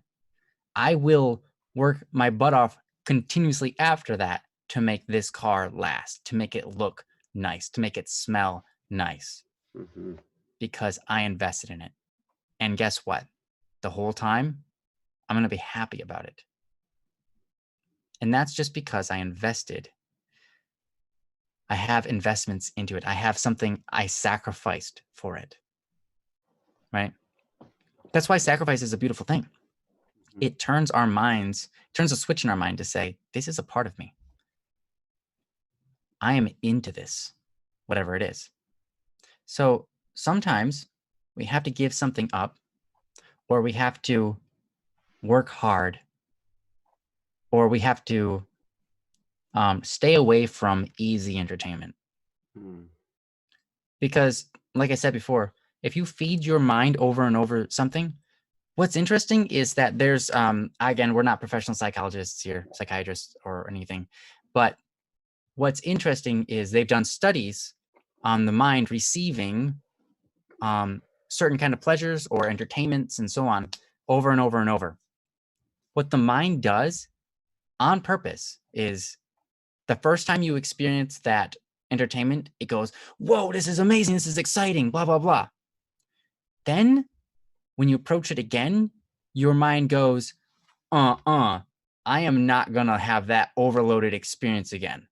I had that last time and it was just too much. Everything was freaking out and got all crazy out of balance because I had so much fun. Mm-hmm. So I'm not doing that again. I'm turning that switch off. Why? It seems weird, right? Why? Because our brain needs to try to keep in balance. So it's always striving to keep in balance. Mm-hmm. So if you take yourself away from away from entertainment for a while, you'll notice that other things in life start to become more entertaining, more enjoyable, because now your brain doesn't have to turn off the enjoyment switch because it will be in balance. And then when you start to invest in something like that fulfills you, that becomes fun, then your brain doesn't necessarily have to turn that switch off. Why? Because you are actually flipping the switch back and forth, because you're working hard and you're playing hard. You're working hard and you're playing hard, but you're doing it to the same end. See, if you take a break, yes, we all have to take breaks from time to time. It is important to do that. We all have to take breaks. But if your playing hard is what's also fun and they're heading the same direction, because you're really interested in what's going to happen if you work hard at this. Now you're having fun working, and your brain naturally likes that. It's like, this is okay. This is how it's supposed to be. You get exhausted and then you have to take a break, sure. But it isn't the situation where you choose to just sit and relax and take all of the entertainment in and do nothing for it. You don't work. You don't expend any other chemicals in your brain. You just sit there and watch, or you sit there and you play a game, which we do need to do it every once in a while. But if we do too much of it, our brain shuts down all enjoyment switches, shuts down the concept of fun because it's out of balance. And it's like, we need some more of this other stuff in our brain. So anyways, I covered a lot there, but also repeated myself about 20 times doing it. So Joe, did you have anything you want to end this with? Not 20 times. Not 20 times. That's so funny. I'll tell you, there's just a couple things.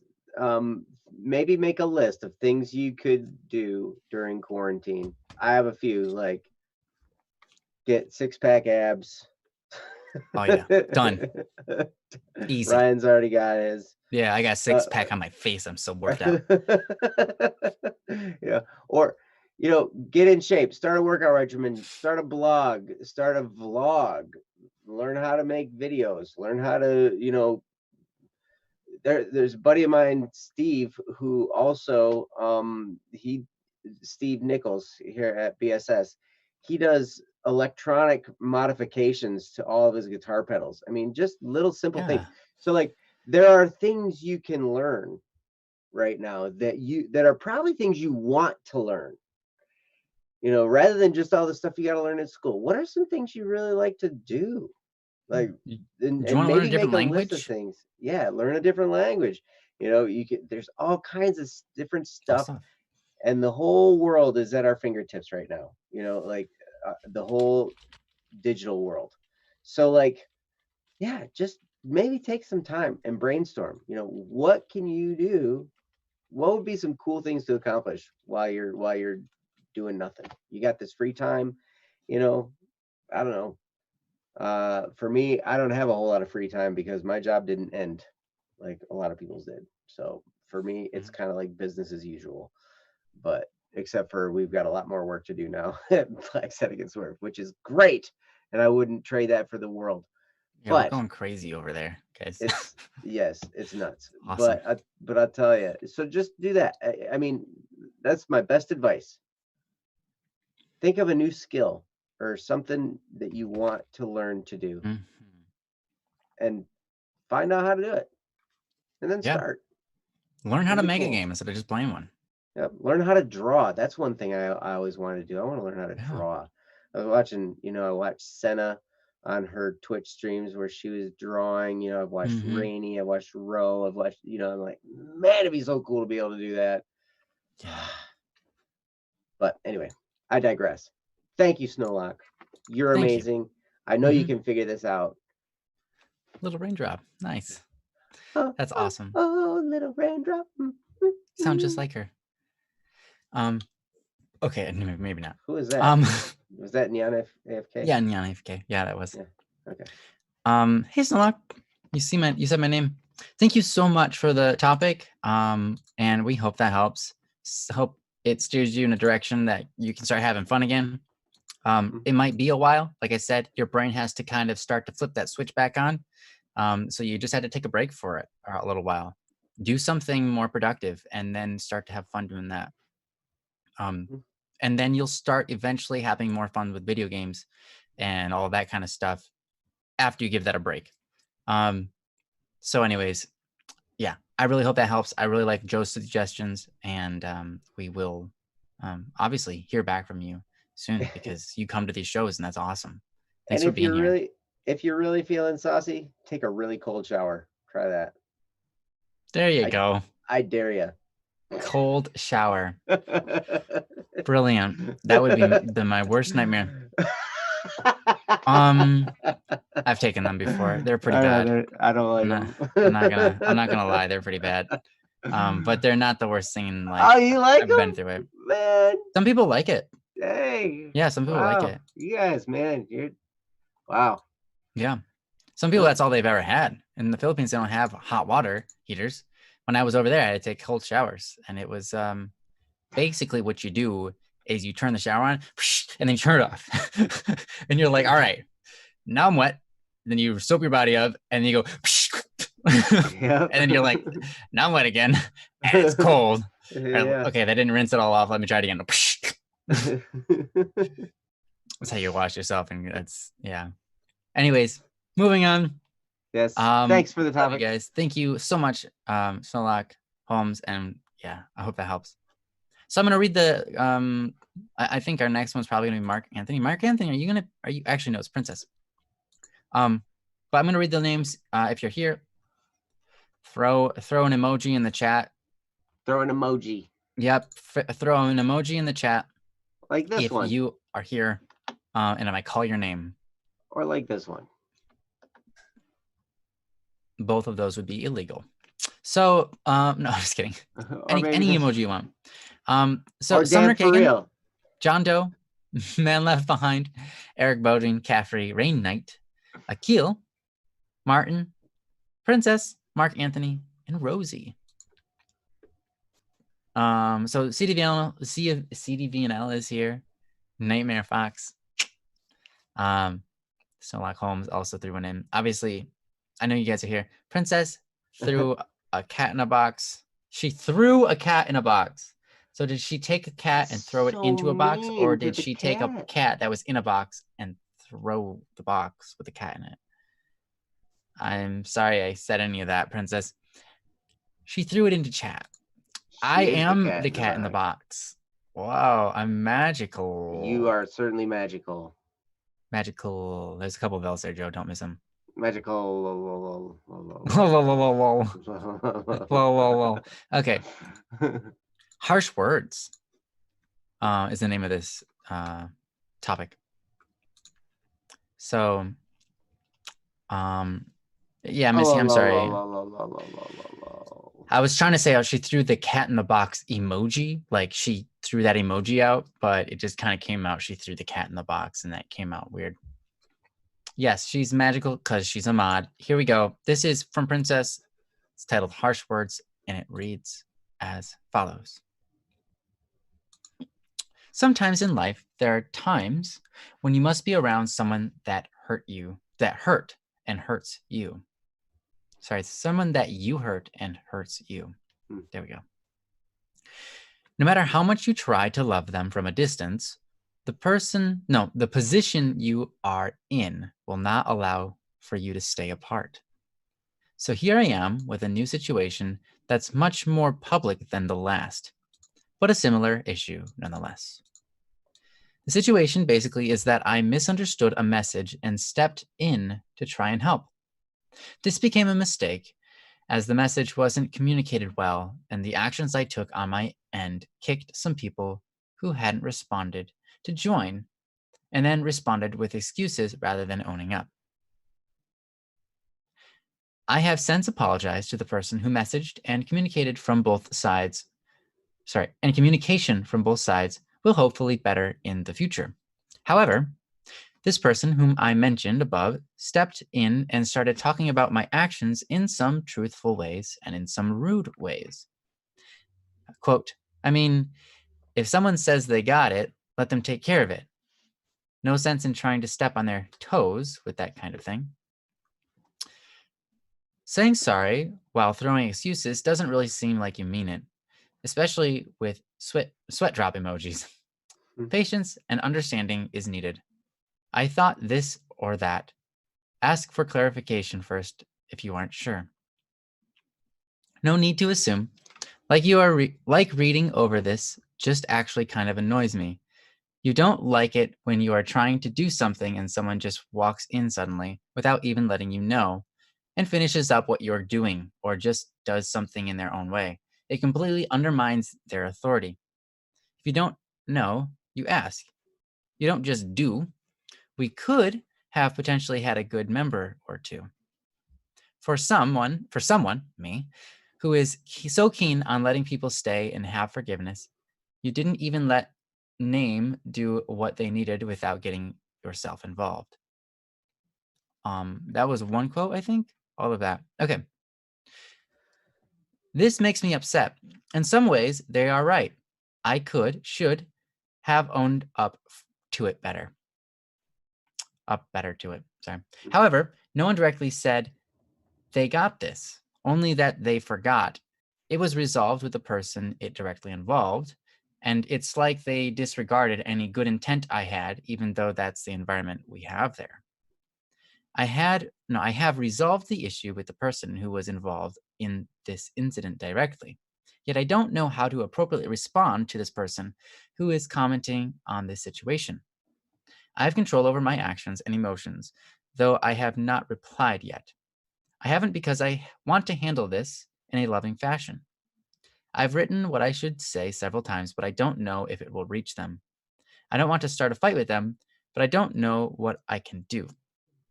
But I have heard time standing. Sorry, but I have a hard time standing for this. I hope perhaps you can give me some insight on this. Thanks so much. Much love, everyone. And that's from Princess. And sorry, I kind of did that awkwardly and butchered it. Trying to read through it for the first time, and I'm not totally grasping how I should have said some of those sentences. So I apologize if that was a little confusing. But yeah, it is interesting. I mean, I don't think, okay, everyone hates it when you're trying to do something and someone undermines you. They just come in and then you do it with, yeah, I get it. Everyone hates that. Because it makes you feel like they think you're an idiot. And then it makes you feel like an idiot, and then you're mad at them, and then you're like, I shouldn't be mad at them, and I'm mad at myself now for being mad at them because they were just trying to do the right thing, but here I am. And they think I wasn't trying to do the right thing. It was all sorts of crazy chaos. And I know what that's like. I understand, and I think everyone hates that. So now you have a person with whom wasn't really a part of the scenario, or maybe they were, but anyways, they came in after you already solved it with one person, but now it's become an unsolved issue with this other person because they came in after. Right, but they weren't even involved, right? But they weren't even involved. They're just commenting. So the person is involved with, it's all fixed with. Right. This is a separate person that has just come in after the fact, and they're being all like gossipy about it. Right, exactly. So how do you approach a situation like that? How do you approach a situation when someone who's not even a part of it comes in and then makes you look like a terrible person or whatever? Yeah. I mean, yeah. So with that, I guess without further ado, Joe, what are your thoughts on all of this?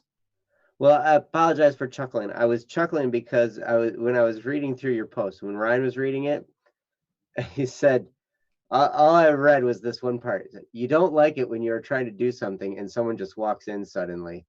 And I immediately thought, I've got young kids, and that's like the bathroom.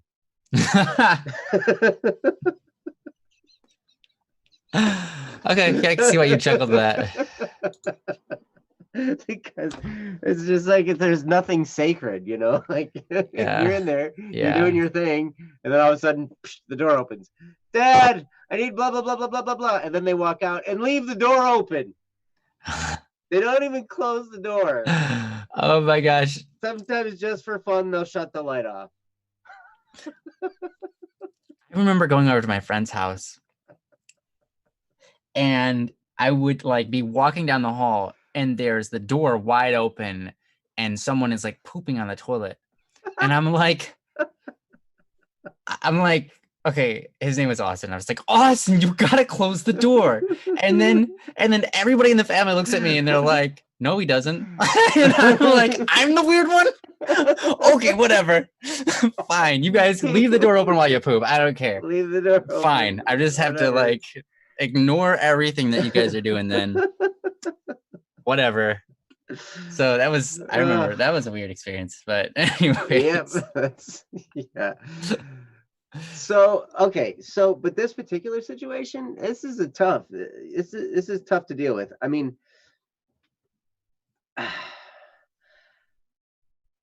Okay, Princess says, I just feel that ignoring it won't resolve the issue. Okay, Mhm. but the issue is resolved. The actual issue is resolved, right? Now it's a whole different issue. Now this is a separate issue Mhm. that somebody's just talking and saying whatever, right? And like, okay,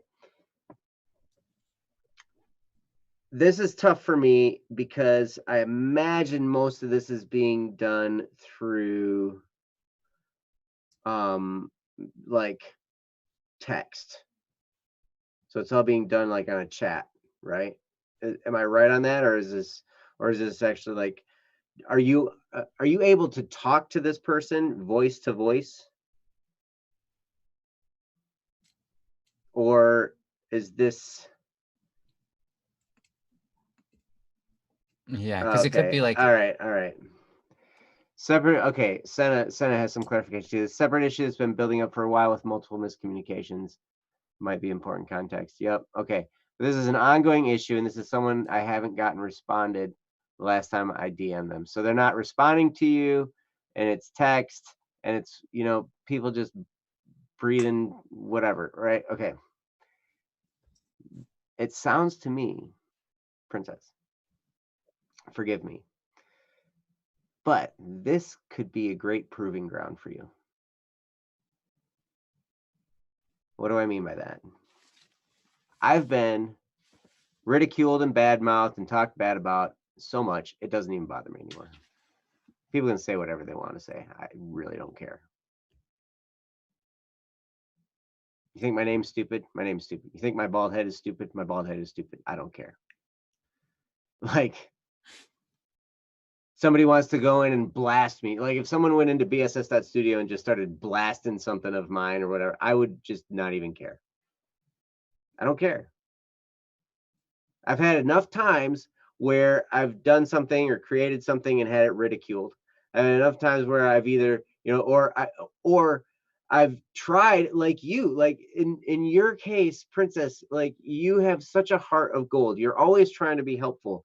And just because, something got misunderstood somewhere in a different area, this other person is coming in and just blasting fire. Like, I would, me personally, I wouldn't even dignify it with a response. I would say, I'm not gonna throw any fuel onto this at all. I'm gonna leave it alone. They want to spout off whatever they want to spout off about, fine. Spout it. Be a critic. Critics are cowards. Whatever. Especially since you've especially since they're not responding to you. Okay. Okay. Oh, thank you, Senna. This person isn't mean-spirited nor has bad intentions. Okay, cool. But they're not responding. So I guess it really, like, from my intents and purposes, because things happen in text and all that kind of stuff, like, I'm probably not going to get all crazy about it unless somebody gets in touch with me personally and like on the phone and says, hey, something's going on here, we need to figure this out.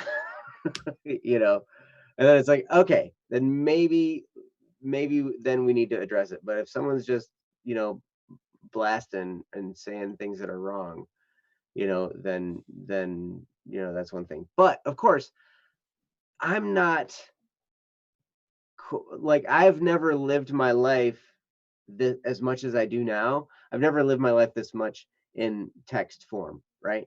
It's always been personal conversation. There's always been talking back and forth to people, on either on the phone or in person or on a video chat or something, like, but to do things through the typed word or the written word, anytime there's stuff that's sensitive, I really shy away from that. Ryan can attest to this. Because like we'll text or we'll send direct messages or whatever, but then if it's something important, I'm always like, hey, can I call you? You know? Mhm. And Princess, I've talked with you before too. Because a lot of times that's the way that you're actually going to hear the other person's voice. You're going to get all the voice inflections, you're going to get all the stuff, and if you're face to face, it's even better, because then you're going to get the body language along with it too. So you're going to see in their eyes whether they're sincere or not, or whether they're just trying to be mean or whatever, right? So like, if excuse me, if this is on Discord, can you video chat with them? Can you talk to them on voice? Is there a way to do that? And if because a lot of times miscommunications happen in text, and you know, but if somebody's saying things that are negative, and it sounds like, to me, in this situation, okay, we've got some expansion on this. Okay, the issue is actually resolved. The separate issue that's been building up for a while with multiple miscommunications. Yep, okay. They're not getting back to you with direct messages. I forgive you always. Thank you. Um, this person isn't mean-spirited. It's all clashing personalities and miscommunications. Emotions being high. More like between two sensitive feelings. Okay, between two sensitive people. So you've got, okay, yeah. This is a recipe for a struggle. And probably okay. There's a couple different ways you can do this. If you can get in touch with them, that would be perfect. Like if this is a person that you've done video or voice conferencing or whatever with, if you can do that, that would be great. If not, then at the very least, what I would do personally in this situation is I would set it aside for a while and let the emotions cool. If we've got two sensitive people that are kind of going back and forth, and it's getting to be a problem, and it's getting to be, there's a lot of feelings welling up, then you might try setting it aside, letting emotions kind of cool off. Don't respond. Because one of the things I've found is that if somebody's in some kind of a back and forth with me, and there's miscommunication and misunderstanding or whatever, if I just stop responding, then they stop responding too eventually. Like, because that's part of the thing. Like, I've been egged on enough, and I've had fights picked with me a bunch where they're like that's the whole point of the conversation, is they're trying to pick a fight with me, right? And so it's like, so they're trying to see what I can respond with, and so then they can pick on that and then like throw something else out, because, and the whole, it's not a conversation that's going to lead to anywhere healthy at all. So I just stop, and then they stop. And I have to understand, I would love to maintain the relationship, but if that's not possible, I'm not going to let it get any worse by me risking the miscommunication by trying to say something and have it, all that crazy nonsense. So if it can cool off for a while, that would be great. If not, I mean, I don't know. Sometimes I've had enough friends come and go in my life to know that,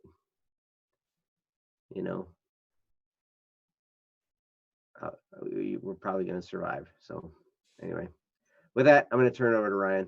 Sorry if that was insensitive or mean or anything like that. I apologize. but I'm glad you forgive me always. I forgive you, but you've never done anything to make me mad. So Don't you know this whole thing that she's talking about is between you and her? No, I'm just kidding. oh, Oh, whoops. I my didn't my notice.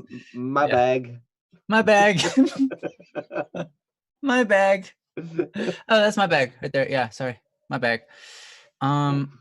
It's like reminds me of like being at an airport. Yeah, anyways. Yeah. Um, Thanks, Hyrule. You're awesome. yeah. So yeah, I mean, obviously I can't remember the last time I've had this issue. It's been a really long time.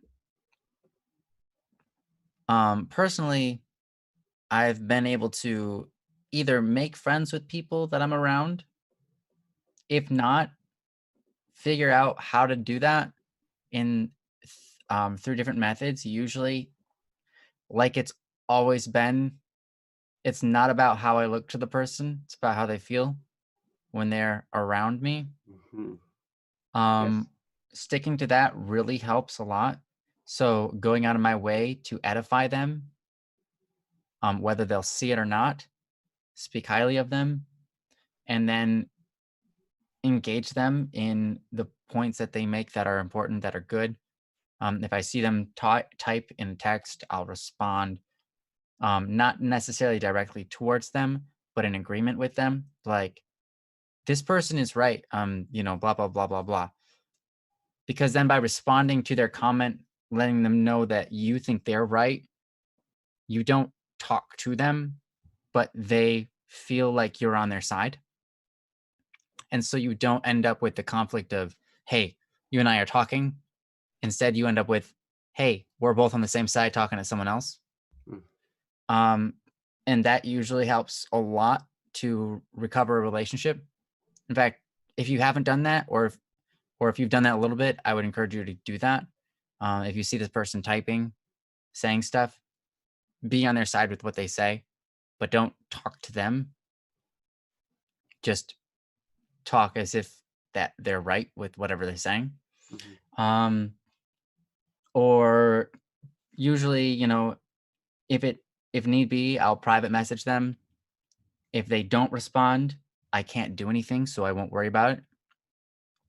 If they do respond, I make my best effort to make them feel good, not to make myself look good, not to defend myself, not to show them, hey, like, you shouldn't be mad at me. Instead, just point all the direction at, hey, you're awesome. Let's be friends, sort of thing. I'm on your side, that sort of stuff. Mm-hmm. That's usually how I maintain and fix relationships that go sour. That's what I find to be the most effective, anyways. Mm-hmm. But if a person doesn't give in to any of those, right? Basically, it's like Joe said. You just got to be like, just roll with the punches, and it doesn't matter. Because here's the thing: they're not willing to talk with you. They don't know you. If they don't know you, Exactly. it doesn't matter what they say.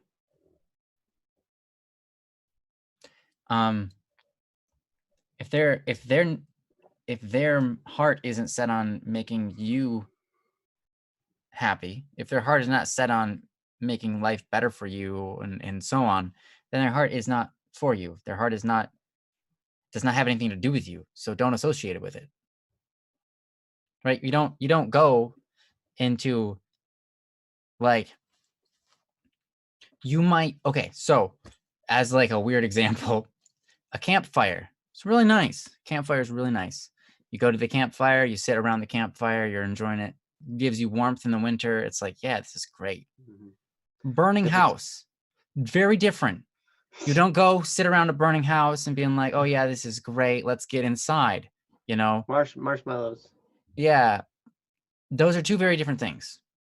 They're both had to do with flames, burning wood, and other objects.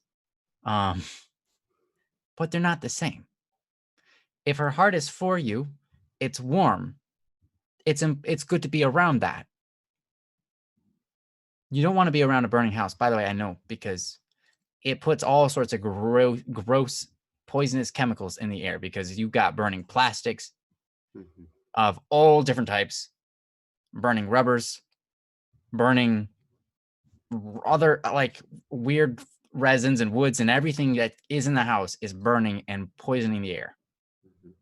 You don't want to sit around a burning house and breathe it in. So if their heart is for you, then you want to associate with them.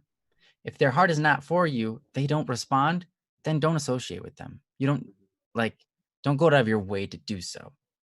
If you're just trying to repair the relationship, that makes sense. But if the relationship is not, if they're not willing to repair it, no matter what you try, then they're as good as a burning house, because they're not fixated on trying to make your life better. If anything, they're fixated on trying to make your life worse. So there's no point in going over to it. There's no point in sitting by that burning house and going, let's breathe it in. Let's try to figure out what this is, and, associate with them and yeah, all that kind of stuff. Right. So I would try, if you haven't already, the third party perspective approach, where not like getting other people in on it. I'm not talking about that. I'm talking about approving what they're saying around them, but to other people. Because the whole thing is, if you can make them happy about who they are, they're going to like you more. If you can uplift love in their heart, the fire will die down and become warm again, and not poisonous, to follow back to the example of the burning house and campfire. If you can put love into their heart, then they're going to hold on to that love and start to love you back. But if you cannot, then don't wrap yourself around it. Don't be offended by what they think. Don't be worried about their words. Don't be worried about what they're thinking about you, because it's not about that. Remember, it's not about what others think of us. It's about how they feel around us. Because love isn't about, what does this person think of me? That's not love. Love is, how can I help this person? It has nothing to do with them thinking about us. Love is us thinking about them and doing something about that, making their life better. Right? So don't be worried about what they're thinking about you. If they come into a room and you're there, there's no sense in being like, ooh, awkward. Now what do I do? Oh, I should just stay quiet. That way I won't cause any fuss. No, don't worry about it. It doesn't matter. Don't because the more you try to worry about that, the more you're just sitting in a burning house, breathing in the poison. And it doesn't help either of you, because you're worried about them thinking about you. And that prevents you from doing what you need to do to be yourself, and what you need to do to love. Because as soon as we start to focus on ourselves, about how other people think of us, we shut down our hearts. We shut down the ability to think about others, because we're too busy thinking about ourselves and going, okay, how do I do this? How do I make her feel loved, and all that kind of stuff. We get caught up in everything, and it becomes too much. So sometimes when that happens, we just have to let ourselves go and be like, doesn't matter that this person doesn't like me. It doesn't change anything for me. I have to treat them like I love them either way. And I do love them either way. So I'm going to talk to them. If they're in the room, I'm going to talk to them like nothing's wrong. Until they want to solve the issue, they want to talk to me about it, because we've already discussed, I've already tried, they didn't respond, then I'm just going to talk to them like it doesn't exist. And I'm going to treat them like it doesn't exist. If I'm worried about that problem that we've had, the way I talk to them is going to be different. But if I don't worry about it, I can treat them with honesty, with love, because then I can go, hey, how's it going? Yeah. Blah, blah, blah, blah. Like, are we on the same page there? Like, I love spaghetti. Like you can have normal conversations, right? You can have normal conversations with a person if you're not so caught up in worrying about if they're going to hate you if you say one thing wrong. Instead, don't worry if they hate you or not. Just be friendly. That's my best advice. I know it's kind of all over the place, but those are my best examples. Well, and I love what you hope you can said, work it out. Ryan. I love what you said about, trying to pull up alongside them, rather than being across the table, bantering back and forth to try and get alongside them. And one of the most effective ways to do that is find something that you can agree upon. I understand you're not approving the words they're using, but like, is there anything in what they're talking about that you can find some agreement on? If you can do that, and then focus on that and be like, you know what, if and even something as similar as like as simple as, man, if I was you, I would feel that way too, because you would be them. Literally, you would have to. You wouldn't get a choice. Right. I love that statement. If I were you, I'd be like, you would have done what I did, because then you would be me. Exactly. So don't you say anyway. So like, if I would feel the exact same way if I was in your shoes, and I'm sorry, and if you can find moments of agreement, apologize for the parts that you may have been responsible for, or apologize for the miscommunication that went out there, because I mean, even if it wasn't your fault, that's one of the things. Like, I was dealing with this over the weekend too. Like, my kids had a disagreement, right? We were on the trampoline all weekend, so it was like super tiring. But like, and so we're all exhausted, and after a while, two boys, they be all boyish and stuff, and they start to argue and whatnot, and like, so it got to be time for reconciling and everything. And one son says to the other one, "I'm sorry, I didn't mean to do that." And it's like, okay, good. No, not for the other one. Well, I'm sorry you did that. Like, that's not an apology. Like, you can't apologize like that. Like, wait a second. I'm sure the other son just looked at you like, throwing the parent card down. You gonna spank him for that? I'm like, that's not an apology. That's not real. Yeah. So yeah. So like, and I'll never forget, man. I had this guy who was my mentor for years and years and years, and I respected him greatly. I still do have a lot of respect for the guy. But the thing, we had so many interactions where we counseled on great stuff, and he helped me through a lot of hard times, and we went through some stuff together. But you know what? Towards the end of my time with, where I was in contact with him, we had this conversation where, we kind of had a little bit of a disagreement, and it was like emotions kind of ran high. And so I called him, and I was trying to reconcile, and I was like, I feel bad because, I kind of took this way, and I really don't want it to, be an issue. And, I'm sorry for the way I handled it and everything. And his response was, well, I'm sorry you got mad.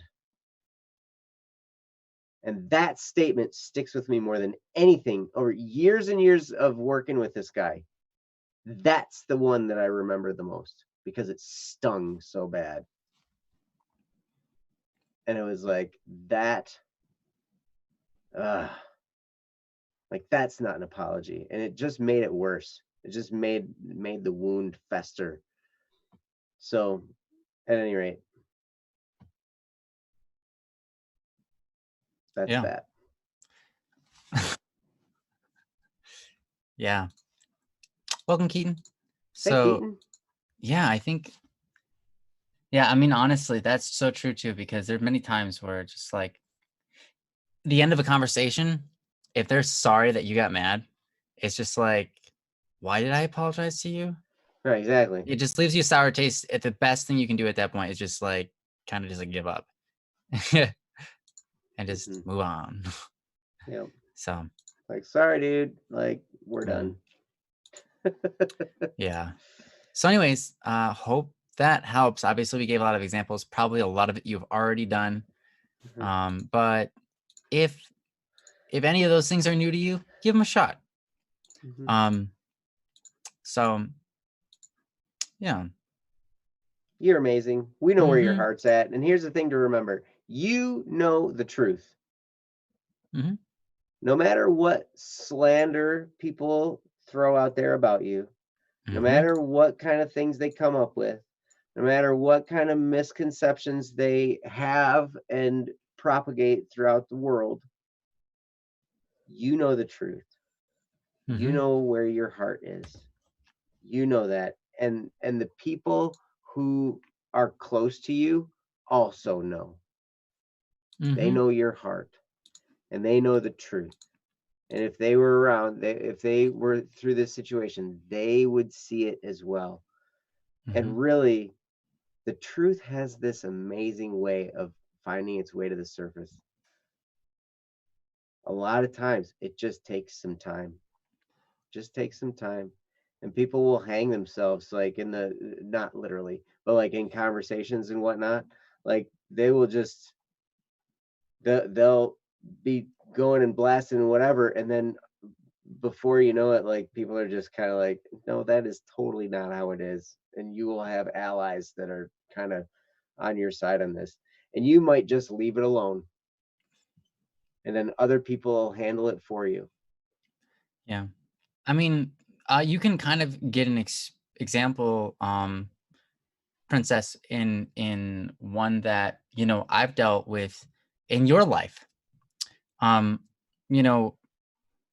know, for example, your parents, they say weird, bad things about me. And I'm like, they don't know me, so I don't care. Not that your parents are bad people. I know they're amazing people, but they think I'm, I don't know, like a slob and lazy and all this kind of stuff, which is fine. They can think that. And like, I have long hair, so it gives people that perception.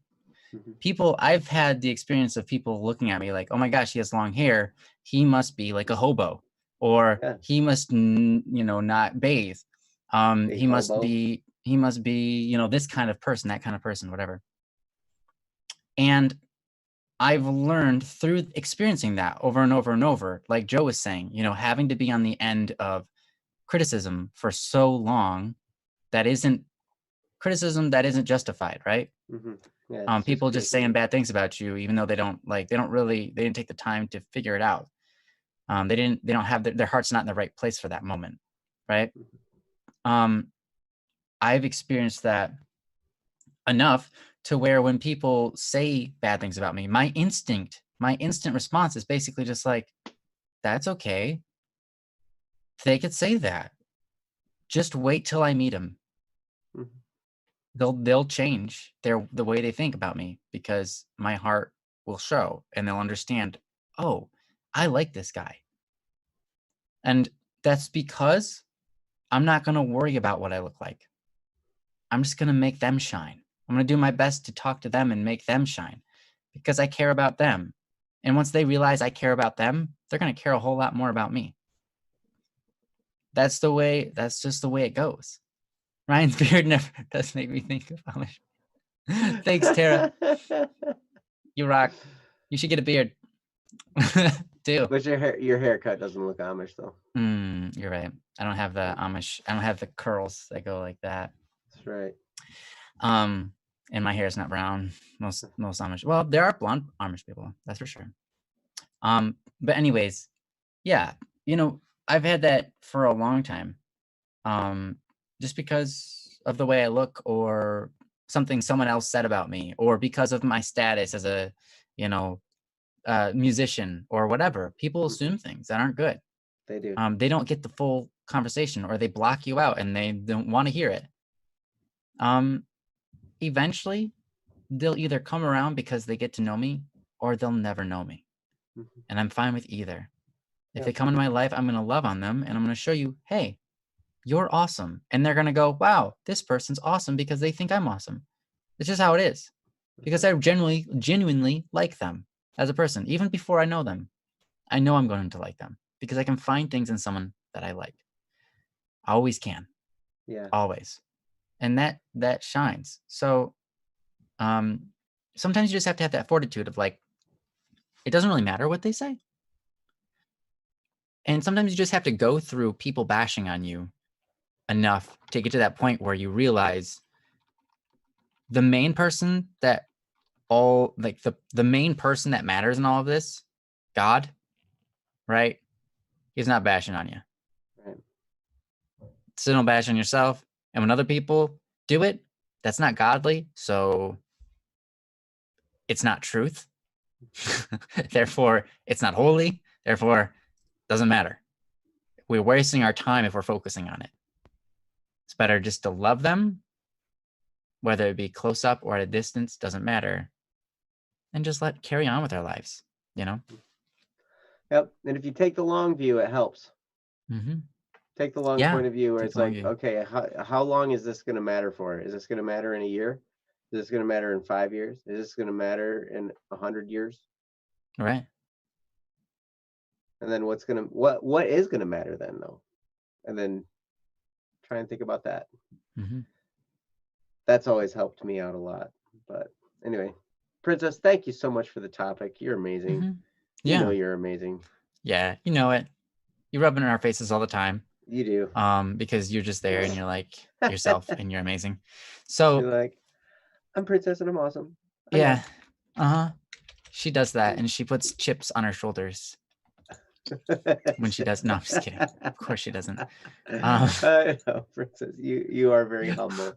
Uh-huh. Yeah. Anyways, I think that's all we have time for today. Thank you everyone for joining us. Obviously there are a lot of people in the chat that we didn't get to today. So we do this Mondays, which you're here for. Monday, Wednesday, and Friday at the same time. Don't want a Monday, don't worry Wednesday, and don't fret Friday. We do it. We can't do it 3 different days at the same time because then it's Okay, we do it at not the same same. The clock is pointing to the same numbers when we start. Yeah. And when we end, roughly. Ish. So yes, you're right. Time doesn't just go backwards on a different day and make it happen again. Joe, you're so smart. I'm so smart. S-M-O-R-T, smart. Smart. You're smart. I'm so smart. Yes, you're a smart one. Anyways, yeah, I think we're gonna have to wrap it up. I heard that. You probably not very many times. I'd have 5 cents. There you go. So much a nickel's worth these days. Don't you know it's always worth that? Thank you guys for joining us. We love and appreciate you guys. Thank you for sticking around with the sensitive topics that we've dealt with today. Again, you guys are amazing. We knew you would be amazing and you'd all deal with them very maturely. And you did. So congratulations to you guys for being incredible people. We're so happy. Like, this is the highlight of our days. We get to do this 3 times a week now. It's so cool. Oh, it's awesome. I'm so happy about that. Love it. Yeah, totally worth it. It's a lot of time, but it's worth it. So yeah. Any closing comments, Joe? Happy birthday, Cherry. Happy birthday, Cherry. It's almost that time. Thank you, Princess, Senna, Jesse, Joe, myself. I thanked myself. And everybody in the chat and to everybody who's lurking and just checking in and watching without saying a word. We appreciate you too for being here and for spreading the culture, even just by listening. You guys rock as well. Sometimes silence is really important. So stay quiet. And we still love you. Anyways, bye-bye, guys. Love you guys. Come back in the morning to catch and come back Double Cup of Joe. And to Twitch. And tomorrow afternoon. And tomorrow afternoon. Do it. Yeah. Do it. You know we stream all the time now, guys. You know the drill. Show up. We'll probably show up eventually, pretty soon after you show up. Anyways, bye-bye, guys. Peace. Love you guys.